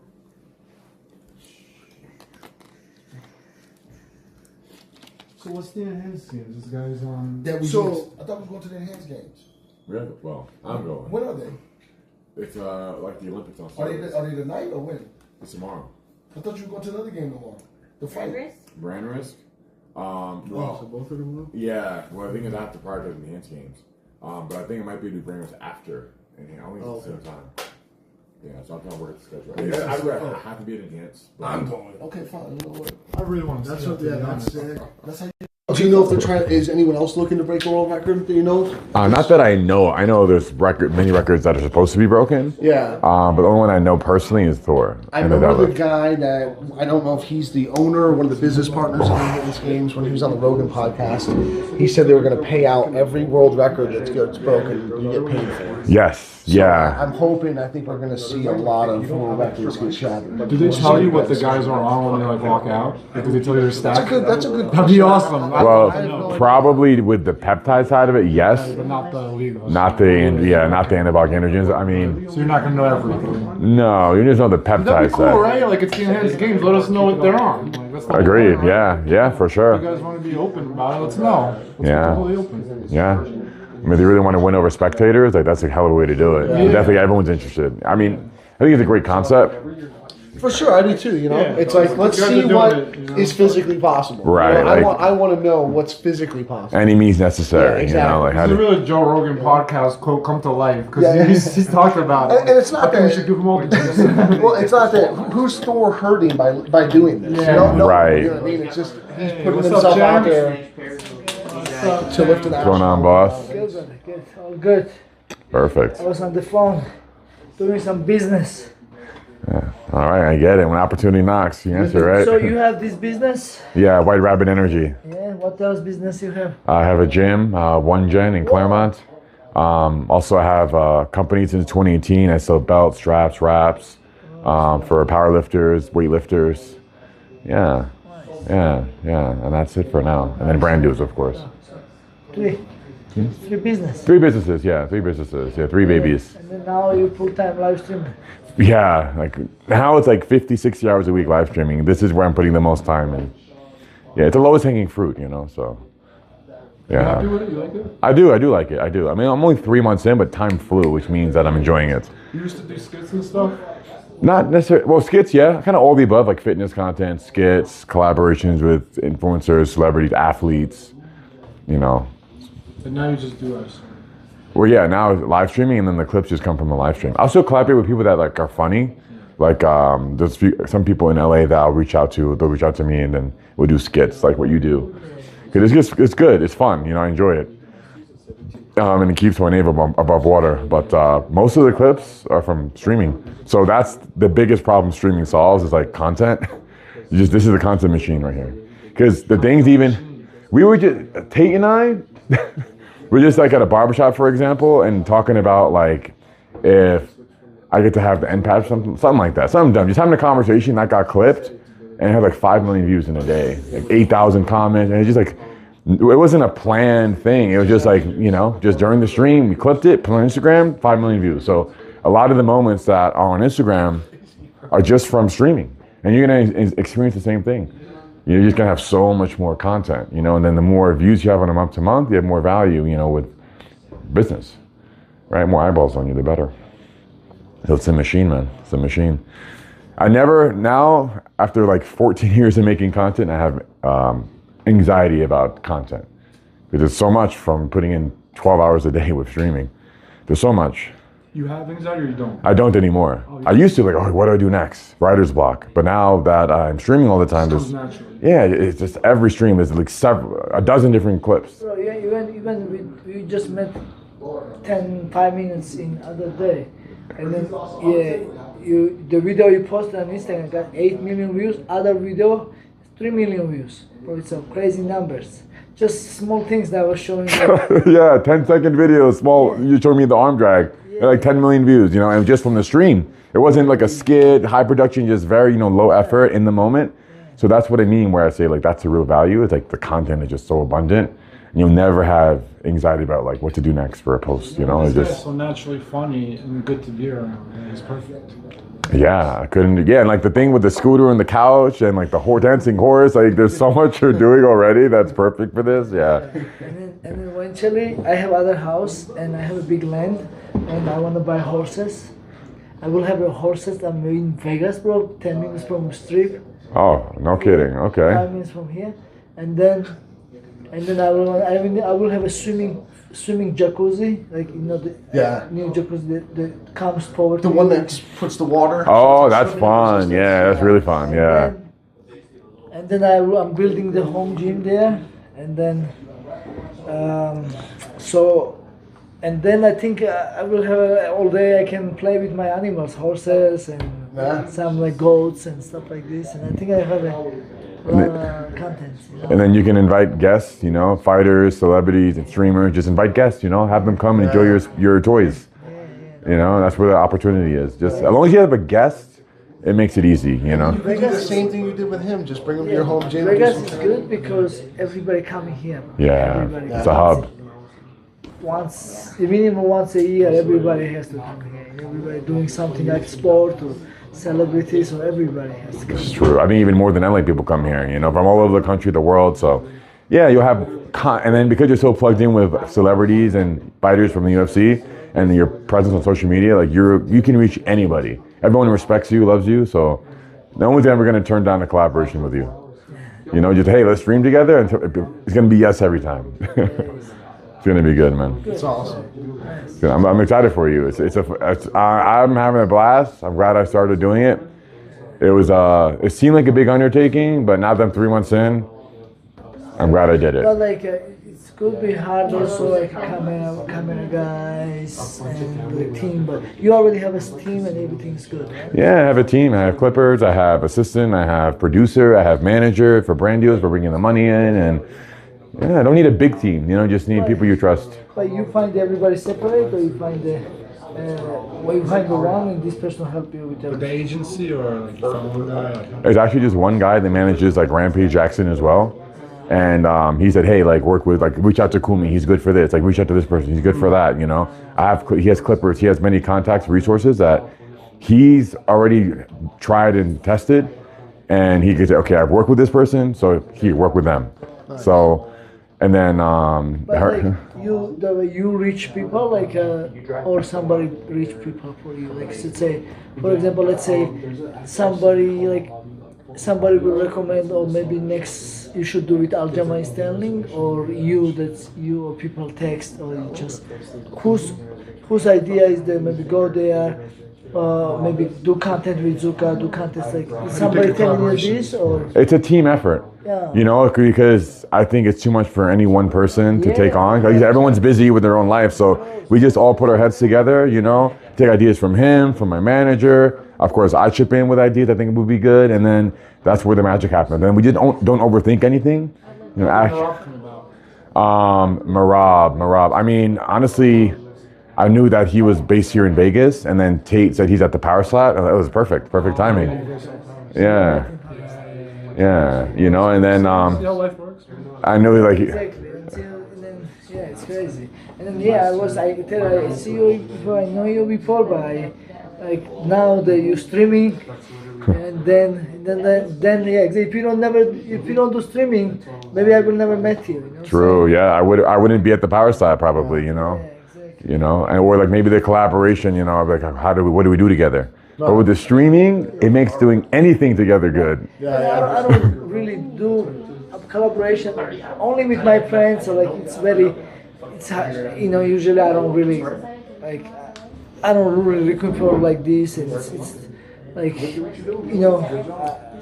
I do collaboration, but with my friends or but not many outside people. You know what I'm saying? But now this is good that now you streamer and it makes us cross each other. You know what I'm saying? Yeah. It's more easy.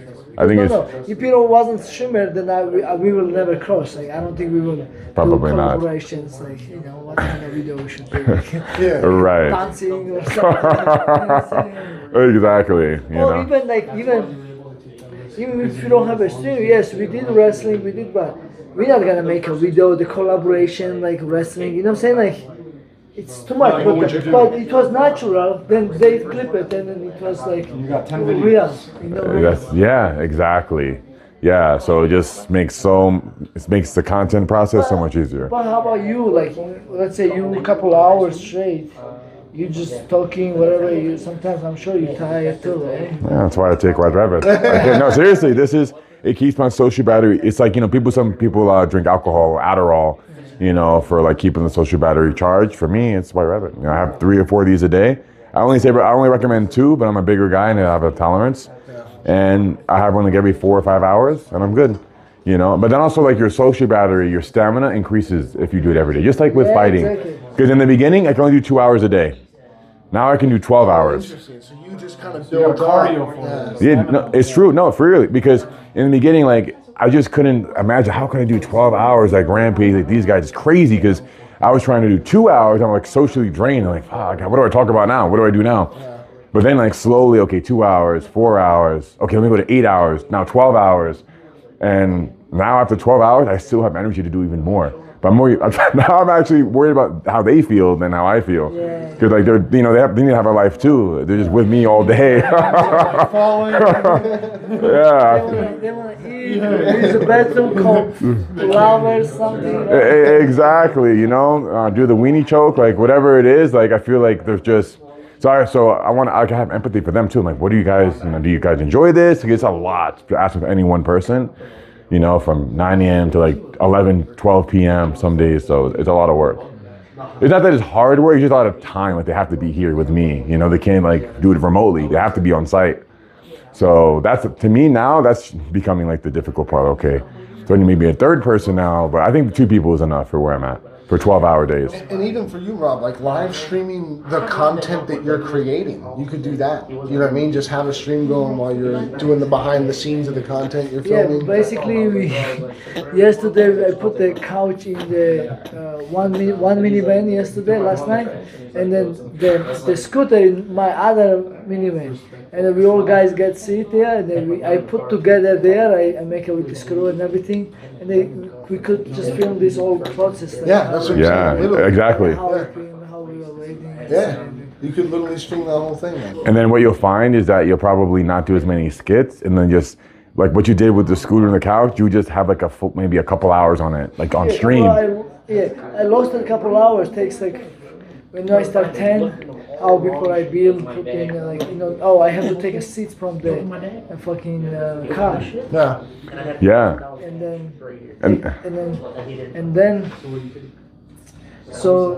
And then I take seats from the car and I put the couch, and it takes a couple hours, and then we get there. Anyway, so I'm gonna post a 30-second video. Yeah. All that work. From that, somebody can clip like a 20 video. Exactly. That's what I'm saying. You can get so much content out of the process. That you have so much going on out there. And then even if it doesn't go viral on your page, there's 2,000 clippers on Kick where it might go viral on their pages. Exactly. So the opportunity for you to go viral somewhere is up like 2,000%. That's amazing. Another question I have. So like me, I have, for example, sponsors like this guy. He's Georgian guy, so they sponsor me, but like usually when I make a skit, I just tag them or I wear this t-shirt, whatever. But I have to post 2 videos or 2 posts for them. But so how you have to wear anything in the clip, or how you got sponsors from, like how it works in the Kick sponsors, like what they interested in? I mean, it really depends on the brand that you're working with. But like for example, there's one brand, Ultra. Where's my merch? I can show it later. But anyway, it's a nicotine-free pillow pouch, right? So you put it up on your gums, you suck on it, right? Just like nicotine, but with no nicotine. And what's great about them is they just want me to accept a collab post on the content they film with me. Like one day out of the month, they come over for like 2 hours, they film some content, right? And then they have me accept a collab post from them, and then they run ads on that content, right? Yeah, I see. But how about the Kicks? They sponsor. I mean, they sponsor, but that's different than Kick. So I'm saying, okay, I'm gonna start sponsorships on Kick. Kick. With Instagram, I already have. Like Yes. you do overlay shirts. Like what's Like I'm talking about. So say I already have a deal with them. So Yeah. if I go kick, and then maybe it's different. They have to raise money because if I have to wear this, or you know what I'm saying? Oh, you're saying like, do you have leverage with Yeah, like, streaming do for the people brand? reach out to you and say, hey, Larry, wear our brand while you're live streaming, stuff like that. No. What I'm saying is, Oh, thank you, bro. what I'm saying is, I know Instagram how Yeah. depends the company, like what they want. Like, I know the Instagram I have it, but now I'm interested in kick. If you can, I heard also steak also can sponsor because they have the same owner. Or he's already sponsored by Steak. Yeah, so the way it works with steak deals, like they'll give you a balance, you know, to play with. And then like usually it's like, you have to wear a short or I mean, you have to play on stream. You have to play on stream. He doesn't gamble. No? Steak? The casino? no, I don't gamble, you know. Okay. Yeah. Well, Okay. But yeah, depends actually. But if you come big streamer, then the sponsors they will maybe they will want to drink them water, or right? so what I found in the last 3 months is that until your history and concurrent is significant, which I don't know exactly what that is yet, but like I'm averaging 1.4 to like 2,000 peak. What's the matter? Oh yeah, they're not looking at my analytics and valuing that in the contract just yet. So most of the deal, actually all the deals are all like Instagram or YouTube based. The money with Kick is really just like the KPP, the money you get like per hour. You know, so like every 1,000 people you have watching, you get $100 concurrent. You know, so if you have 5,000 people watching, you get $500 an hour. You do 10 hours, it's $5,000 a day. You know, so that's how it works. That's $1 hour? Mm-hmm. Yeah, 1 hour, $100 every 1,000 people. So if you have 5,000 people, it's $500 an hour. And you go for 10 hours, it's 5,000. Yeah, The you know. longer you go, the more it makes with the viewers, right? Exactly. Yeah. And then also there's TTS, which is what you hear with this speaker. People send $5, they could send $100, $500, and they want to just say things to you, and that adds up. Okay, they must send you $500. Yesterday they did. Yesterday I 500 from this. The tunnels? Well, throughout the whole day. Oh, 6. Throughout the 12 hours, I just from this made $500. You know, and then All day. from the TTS, just the tip. And then like the KPP, I did 12 hours, and then I averaged $150 per hour, so it was like $1,800. You know, and then if you do that 5 days a week, it's good money. You know, it could be 50, 60,000 a month. How much is the day? 1,000. 800. 1,000. And then plus the 500 from this. But to be honest, for money, for me, it's not because it's like me. I'm a fighter, and then I can't do this.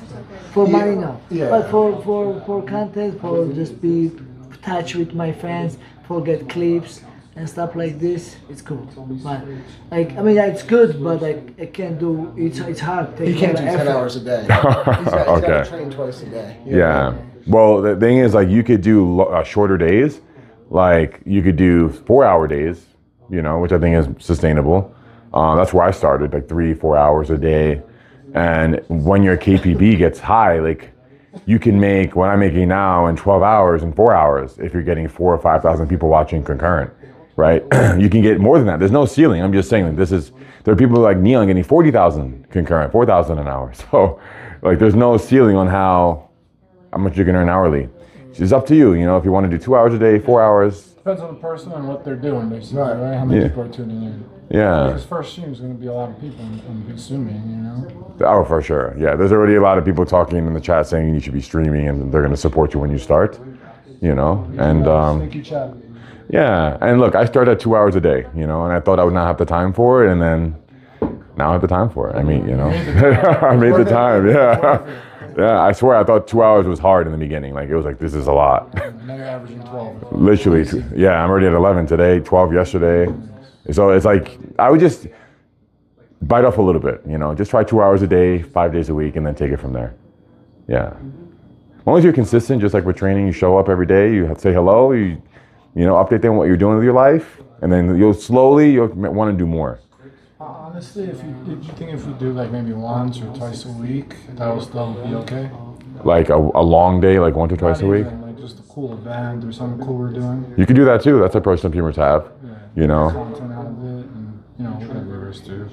Yeah. I think that's good. I mean, I think like at least like every other day, rather than like just once a week, you know? He's busy though, Yeah. Yeah. I mean, you guys will figure out the UFC, like trying to get the championship belt back, you know? Yeah, you know, balancing that could be.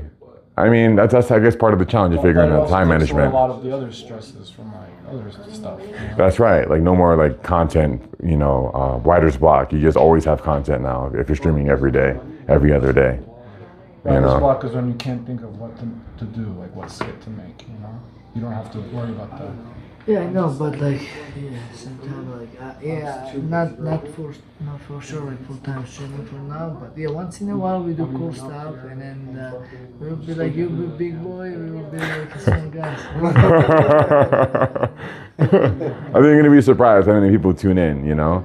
And then when you see like more people like flooding in, like more supporters, it's a good feeling, you know. It's like a dopamine. It is. That people are like watching live. Those are real fans. When I'm streaming, you know, it amp you up. Those people want to hang out with you. Yeah, thousands of people. When thousands are watching, like it makes you feel alive. You feel good. You know, it's a good feeling. Like money aside, it's a good feeling. So. I mean, I go Facebook now. I will have a lot of people, but yeah. So personally, Facebook don't give a shit. Let's go Facebook Live. Facebook Live? Do you use Facebook or not? I do, yeah, I do. I post a lot on there actually, like 5 times a day. Do you really? Yeah, I post a lot. But I mean, Facebook's monetized. It doesn't earn much for me. Eddie earns good money, really good money from Facebook. Some people can earn a lot. Which platform you say? Hello everyone, I'm with Larry, the strongman. Just got my ass handed to me. Thank you for that, Merab. Yeah, we got a good training today, good wrestling. And it's what time is in Georgia? It's 7:35. Oh shit, we got one viewer. usually I get thousands, you know, that's why I was surprised. No. I'll give it a minute for them to show up, bro. Exactly. Yeah, I mean, it's also 7 a.m. there. My Georgian brother Zuka and our coach Drew from special invite from Florida. That's right. Yeah. So we are in Kick, right? Live. Yeah, we're live on Kick.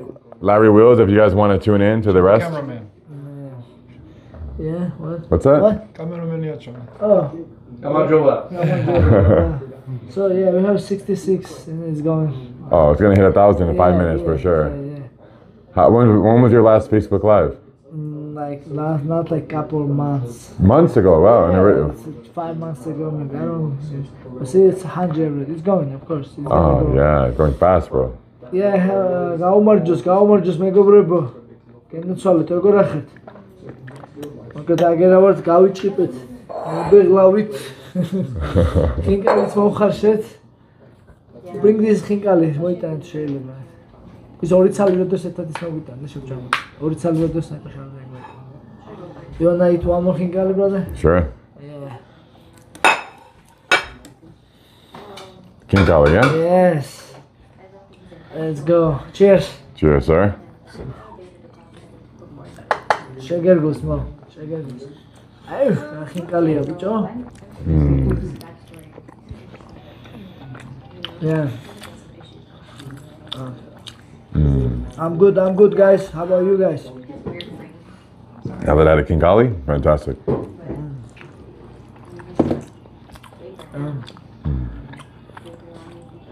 Gitsnoben. They say hello to. Oh, they know you, bro. They say hello to you. Oh, hello, brother. Hello. Yeah. What's going on? Yeah, Larry, იმას იცნობს რა ქვია, ჩვენ ძმას ლევონ საგინაშვილს და მოგე საქართველოს ჩამოვალო. They are big in A+, they are really good. You're missing out, buddy.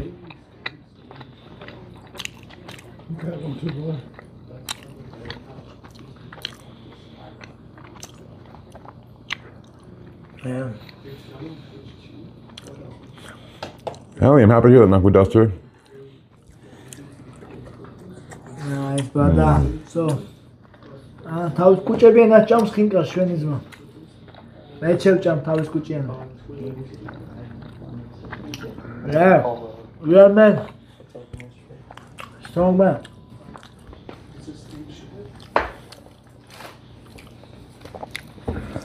Oh, thank you, sir. What are they saying in the chat? A lot of them are speaking Georgian? Yeah, most people are from Georgia, but we have a lot from India. I've been in India. Have you ever been in India? Yeah, New Delhi, Pune, Mumbai. You like it there? I was in Mumbai too. I like it. Oh, no kidding? Yeah, it was very chaotic. I drove there actually once, a nice car. Good experience. So, you know, in Mumbai, lots of small cars, you know, like. Yeah, a lot of tuk-tuks. Yeah, tuk-tuks. Yeah. Did you try the street food? I did. Yeah, it was fine. No, I don't get. What's it called? My stomach was fine. Mine was not fun. For 1 week, it was not fine. I lived on the toilet for 1 week, man. The taste was okay, but not worth the mud butt. You know about mud butt? No. It's non-stop shit.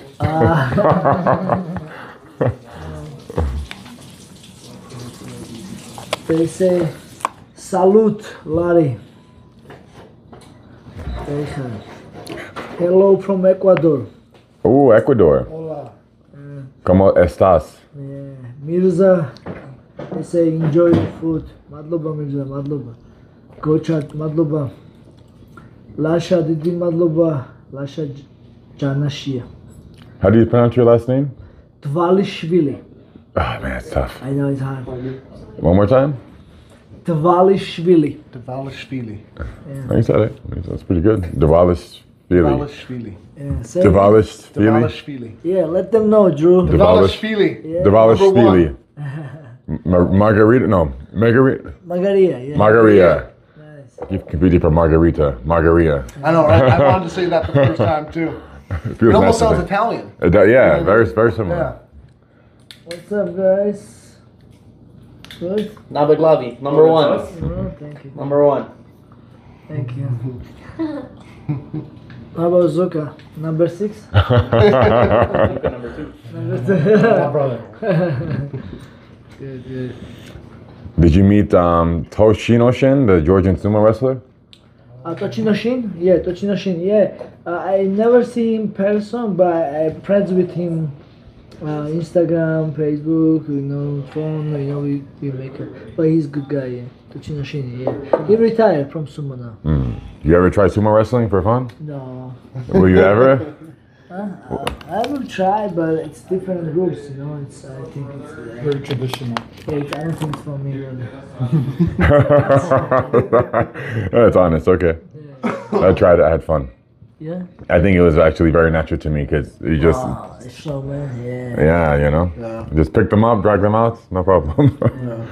A lot less technical than what we did today, that's for sure. Really? Oh yeah, way less. Was the cardio similar? Did you feel, or was it easier? Or Oh, it was over so fast, like not even 5-10 seconds. Really? Yeah, it was so quick. Yeah. That's why I liked it. Yeah. No, საფრთხე ბრძოლაზე არაფერი არ არის ახალი. ველოდები ისე ვიანის დაბრუნებას რა. ჯერჯერობით არაპირებს დაბრუნებას და ნახლების დაბრუნება.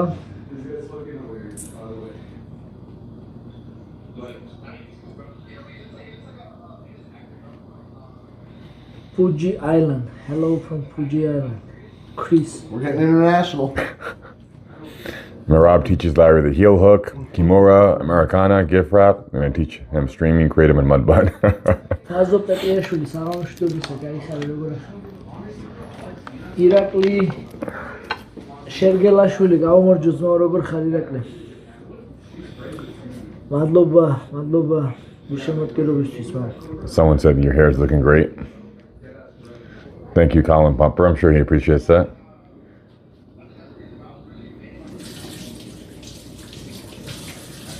Is he setting me up with that? Fiji Island send their love. What? Yeah, PGL. Where is PGL? It's It's just in the middle of the ocean, middle of the Pacific Ocean. yeah. I wonder why that person's saying that. Jason texted us. Is Larry training jiu-jitsu now? Yes, Yeah. sir. Yeah, absolutely. Yeah. Yeah, jiu-jitsu is good. Yeah. I mean, he training everything. You know, he's bodybuilding, lifting weights, now wrestling, jiu-jitsu. Yeah.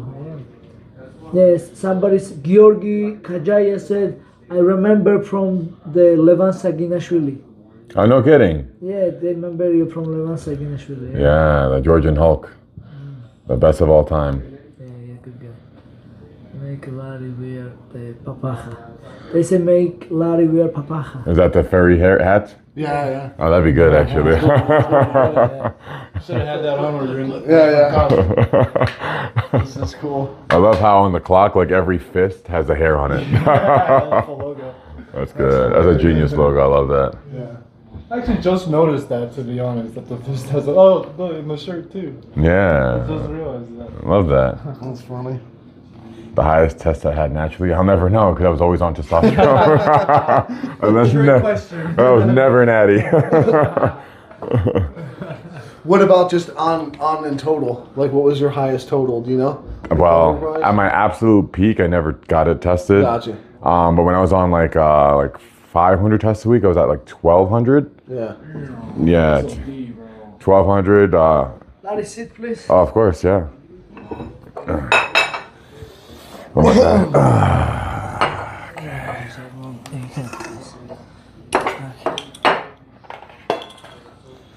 Hold this knife. Okay, no problem. Yeah.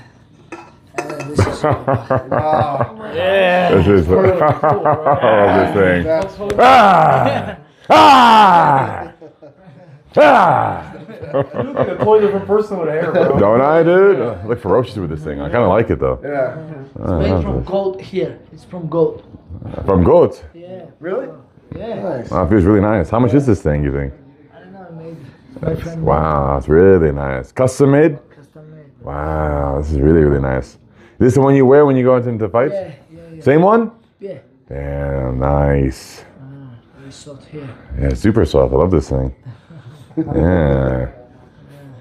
Now when you walk for the competition, you can walk with this. Oh man, that's Yeah, I will send you one actually, but black one. Oh, black? Yeah. I like this color too, though, actually. You want mine? They're very similar to your hair, Gummy. Dude, this is very similar. That's hilarious. It looks the same. Right? You dyed your hair brown. That's Literally hilarious. your hair, brother. Assalamu alaikum. But I know you guys don't do that here. We're Christian. It's all but hey, what is it? We're all wrestlers here at the end of the day, right? Good. Nothing changed, really? Oh my god. It's the same thing. Ooh. Kumi, we're in the next corner. How about this? Ooh, this is not from goat, yeah? This is different. This is from the sheep. Yeah, I like the goat hair. This one, I look like, this one I don't like. This one, no. You like this one? Yeah, that one, that one's not nice. But this one's really nice. This is my favorite. Oh, it suits you though, bro. Totally. Yeah. Yeah, my friend Otari, very good kickboxer. How you doing, sir? High level kickboxer. Pleasure.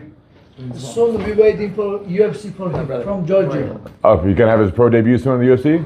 He's professional, but he's waiting for UFC calls. Like he's just waiting for, like he's a good fighter. Like he has like 10, 11 professional fights.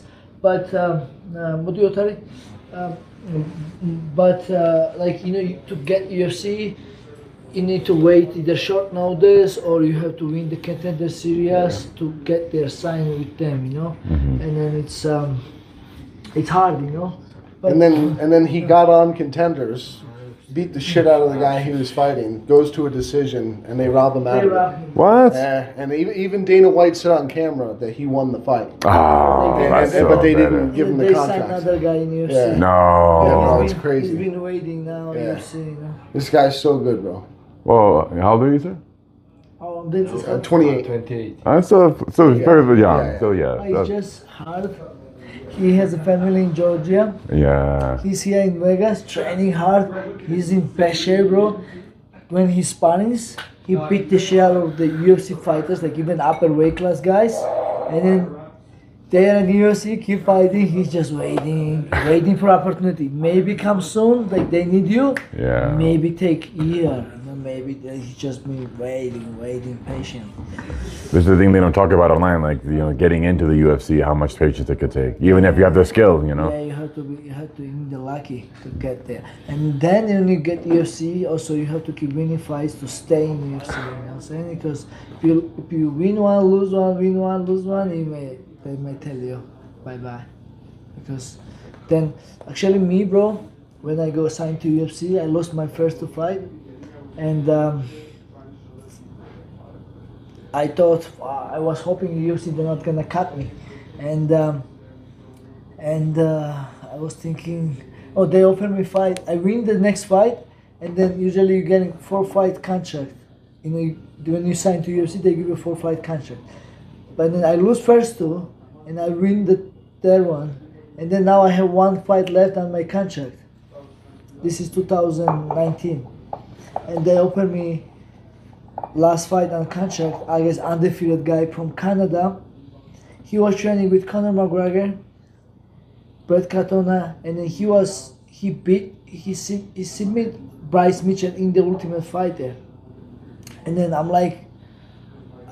was thinking it's my last fight because against the undefeated guy, I was thinking this is my last fight in the UFC. And then they said, oh, you are fighting Brett Katona in Canada. I said, yeah, I'll fight Brett Katona, but can we make this fight in New York? It could be my last fight, so I'd rather fight in front of my people, because in New York, all the Georgian community lives there, and all my friends and teammates and my Long Island friends lives there, of course, right? And you know what they told me? We don't give a shit if you want to fight, but if not, there is so many guys that they looking for this opportunity. They will take this fight happy. You have to fight or you just get out of here. And I said, no, I'm sorry. First flight to Canada. We're going to Canada. So I go, and then Zuka was actually with me, and we beat this guy. Brett Katona, and then we stay UFC. And then they give me new contract, 4-fight contract, and then it's been winning. Yeah, I mean 14 fights up there. Oh yeah, brother, 14 in a row. It's also to the fighters, don't give up if you're on a losing skid. You never know what could be your next fight. True. Yeah. But yeah, this is in the process now. Waiting, training hard. Bro, he's good.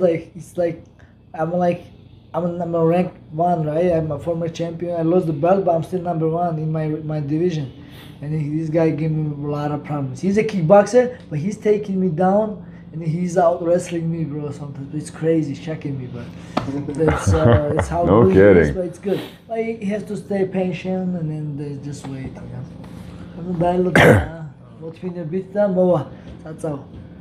Maybe next time I'm here, I get to see you two go against each other in the mats downstairs. That'd be fun. Well, we don't That's private training, brother. Yeah, if I beat him, I will post it. If he beats me, I don't want to post it. I don't want to hit the camera. Okay. But because this has happened, there is days he's beating me, but imagine if we post this training, people will be, what? You UFC champion? This guy not even in UFC, he beats you, but it's the reality. That's how it can happen in sprint training. It can. They don't understand it's different when you're in the ring, prepared. Stakes. Show him your bicep. Huh? Show him your bicep. Let him see your arm. Oh yeah, this is the one I tore, Not the torn one, just like a regular flex. Oh, okay. Big tone. Beton. You know what's beton? Beton? No. Beton? It's concrete, cement. They call me this. This is my nickname, my Georgian They give him beton. Beton. They call me concrete. Yeah, he said when he teach me any technique it's like I felt the power from him. That's why I give him nickname Beton, which means concrete. Oh, it's a badass nickname. Beton, so yeah. Now he's calling me Beton. And I call you that. So I call guys that now. Touch it. Touch it. Look at this. Let him feel. All right, I don't mind getting caressed. Sure. Brother, wow. How weight? 265. Yeah. 120. 120 kilo? Yeah, 120. Nagano? Yeah. Princess Ngannou's weight. Yeah. Well, I'm at the limit. I'm literally at the cutoff for the UFC. Yeah. You'll get as soon as you get into training, you'll lose weight naturally. Yeah, for sure. I think a good weight for you is like 230, 235. Yeah. I think you'll be fast and strong around there. Yeah. Oh, 30 pounds down. When I was 295, I felt like an elephant. So I'm losing 30 pounds. I feel like I can levitate at that point. You know. Yeah. When you did that bodybuilding show, what was the lightest you got? 230. Okay. And I mean, but the way I did it, I was depleted. Yeah. So I think 235, 240. I think somewhere around there too. Like maybe 245 at the upper limit after some. Depends on I think how much time I spend at that body weight. And the good thing for you is you don't have to worry about making a certain weight. So just go however you feel. If you feel the best at 240, good. You know. Okay. If you still feel a little sluggish, you want to get a little bit lighter, then that's not a problem. You know. Okay. Just go by feel. You know, Yeah. It's the best thing you can do. Understood. Makes perfect sense. Yeah. I get it. Yeah. I'm looking forward to it. Performance. Yeah. When's your next fight? Waiting. Oh, only for UFC. No. He took 3 different fights last year. Every opponent pulled out, and he cut weight 3 times. 우트칼이 있어. 축구비 몬스 수비시. 나 어디서도 없어. 축구비. 아무미. 재밌게 어디서도 없어. Yeah, what happened was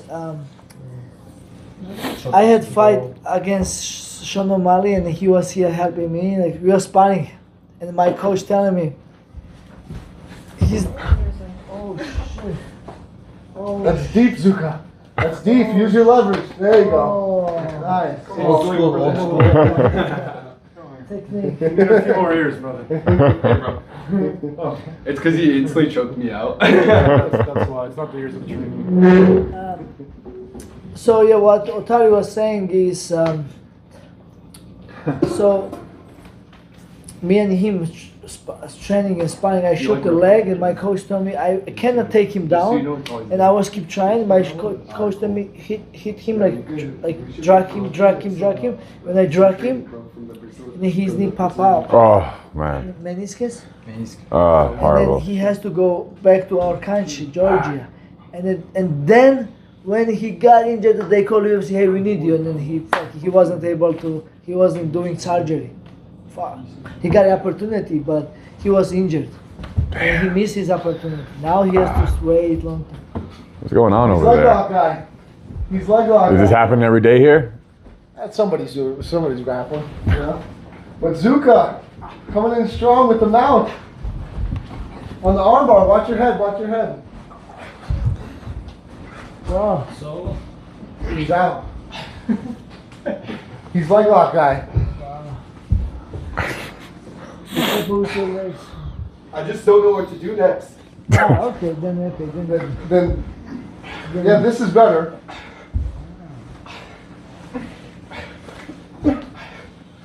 Stream this, bro. Let's move.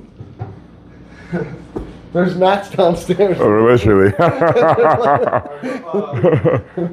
Hello, Jessica. How are you? Good to see you. Oh, that foot hit the corner. That Oh, must have he's got hurt. guillotine. Stack up. Get on your toes, Zuka. Get on your toes and drive your shoulder into him. There you go. Stay high. Calm down. There you go. Shoulder down. That's it. Stay high.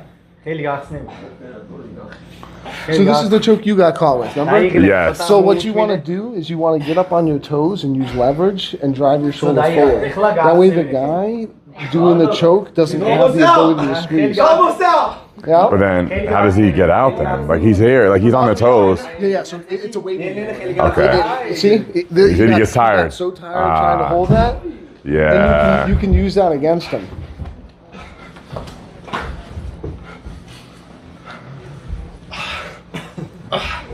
This is good.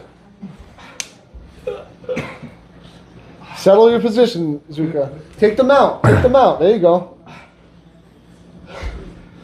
Fuck, I'm tired. Yeah, now. Alright, there we go. Yeah. There you go. Fuck. Yeah. That was fun, huh? That was great. I appreciate the show. Shit. Oh man. Yeah, good shit, fellas. Stream's eating that shit up. I'm loving it. That's a normal occurrence. You know what I mean? I figure. In a room full of guys that train, someone's always grappling. It's the same thing with arm wrestling. You get a room full of arm wrestlers, everyone's trying to pull. Constantly, all the time. Hello, friends. Good night, friends. Especially Devin. Oh, yeah. He never stops pulling. Anywhere, any occasion. Restaurant, home. How ridiculous is his It's gotta be absurd, right? Oh, yeah. I mean, just 20, 30 years of developing those specific muscles. Yeah, he's unmovable. Unless you're like world class. Even then, so they can't beat him. Yeah, it's literally Levon. Just Levon, that's it. No one else. And then he's good at like the mind games. Like he gets people to feel like he's already won before he gets up to the table. Like he psychs them out really good, you know? But when you were driving, yeah, well, he's special forces, so he knows like those special mind tactics and like, yeah, it's wild. What I love about arm wrestling is that you can do it like in your 50s to be at the very top. Like there's no like what other sport can you do that in? No, I don't know of anything else. Powerlifting, you think? No, definitely not. No way, dude, because the wear and tear on the, good point. You know, on your joints. But arm wrestling, you can absolutely, Devin's proved it. Oh, that's cute. Really nice. Oh my God, what happened? Nice, good. Bro, are you good? What happened? How soft is that hair? It's soft. Right? Got a white toe. You got a white toe. Drink some water, bro. A white what? Hydration. Wait, who's the guy that liked toes? Oh, Tate, is he still here? Did he leave? Shit. Maybe he could check it out. I'm good. Oh my God, I feel like I could just like go to sleep now. Yeah. Yeah.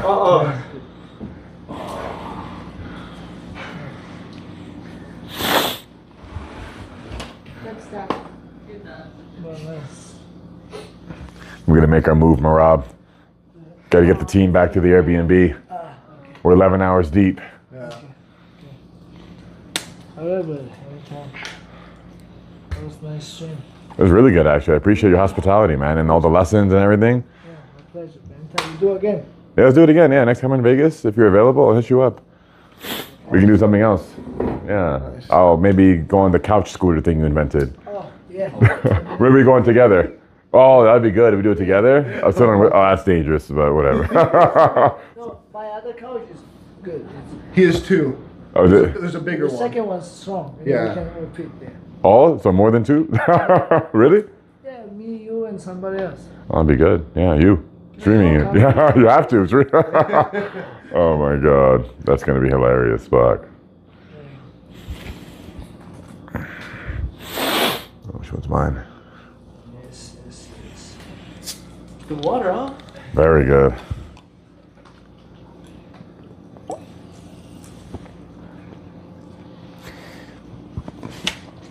Nothing happened, but I feel like stiffness in my ankle. Really? Yeah, is that normal? Like, I mean, Probably. You know, he was just demonstrating like the movements are still new. So Yeah. there's just going to be a lot of that, you know, yeah, that feeling. yeah. I'm wondering what the word But learning it's not curve like, is is like. it pain or just A different? little bit, yeah. A little bit. In the ankle, in the right ankle. Maybe just the grappling area. You never get anything like that, like in the ankle. Yeah. Yeah, so I was Okay, going to yeah. say, it's nothing crazy. You know? I didn't know what to expect. If You know? anything, ice. Normal, yeah, a little something. It's not that. It's not bad. It's just like, oh, what's that? Yeah. You know. Yeah, we do get this all the time. Yeah. We live in that world. Yeah, I figured it's just gonna be like if it's not this, it'll be something else. It's like lifting. You Yeah. always have that muscle soreness, you know? Right. Where you're always kind of just sore from whatever session you did before. It's the same kind of thing. Okay. You know? Yeah, for sure. I think jujitsu's fun, bro. Yeah, and It's good too because like it's What's that? go hard, but What about it? rolling is fun, bro. Well, I'm not gonna have to lift anything. What, Yeah. competing? No, I'm just spectating. Oh, okay. Yeah, I'm just just there to look good, basically. What's that? Well, I mean, probably something like what they just did here on the carpet. But besides that, I mean, yeah, I'm just spectating, commentating. Nice. And then it's networking, everyone's going to be there. Oh, you be at the boxing event. Enhanced. The enhanced games, like the Enhanced Olympics. It's Olympics games, but no drug testing. So they let everyone do whatever they want. And some guy's gonna lift 1,150 pounds. well, the guy's doing it. He's like 4'60", 6'9". His name is the Mountain Half Thor. Giant, so big. The biggest guy I've ever met in my life. I met taller people, but he's just so much mass. It's insane. Which plane he's bringing? No, you're taking a boat here. I don't think no plane could fit him. Even business for him is small, you know? Yeah, he told me about it. He's never comfortable in the flight. I don't think a guy's comfortable anywhere, bro. No, yeah, seriously. Yeah, literally nothing. I mean, he drives a big truck, so he's cool in that, but besides that. But yeah, it's going to be interesting. So just networking and spectating. I'm going to be streaming it, of course. So they're trying to give it as much publicity as possible, you know. So I invited all the streamers and everyone else. Very cool. Yeah. But then you're going from that to the boxing event?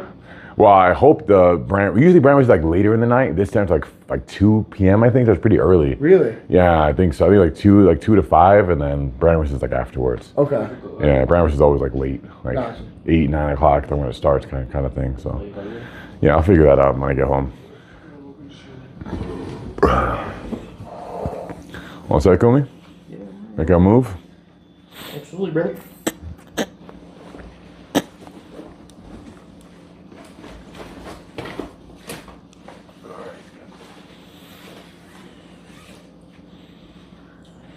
Let's go. Thank you for having us. Thank you for having us. Thank you so much for having us, man. Thank you for being a great coach. Thank you, bro. One. You number one. Tell. Nice meeting you. Great meeting you as well. Good meeting you. Wish you get your UFC debut soon. Nice meeting you, man. Best of luck with everything. Absolutely, you're a great coach, man. Thank you very much. If you're back and you ever want to do some stuff, we can definitely link up, man. Oh, I always do now, man. I got the itch. Take care, chat. Merab, I'm gonna bring you some. brother. Great meeting you as well, brother. We'll see you soon, all right? Absolutely, bro. Absolutely. Great seeing you, man. Judo? I like that. Yeah, it's fun. It's fun. It's a lot to learn, man. So much to it learn. came out good. I'm gonna post it when I was teaching you some stuff. Oh, you took the wind out of me there, so that's a good clip, I think. I was heaving after that thing. I'll tell you in the post. Okay, yeah, so I'll send you the message. I'm dead, bro. That's why I don't do that shit. Oh,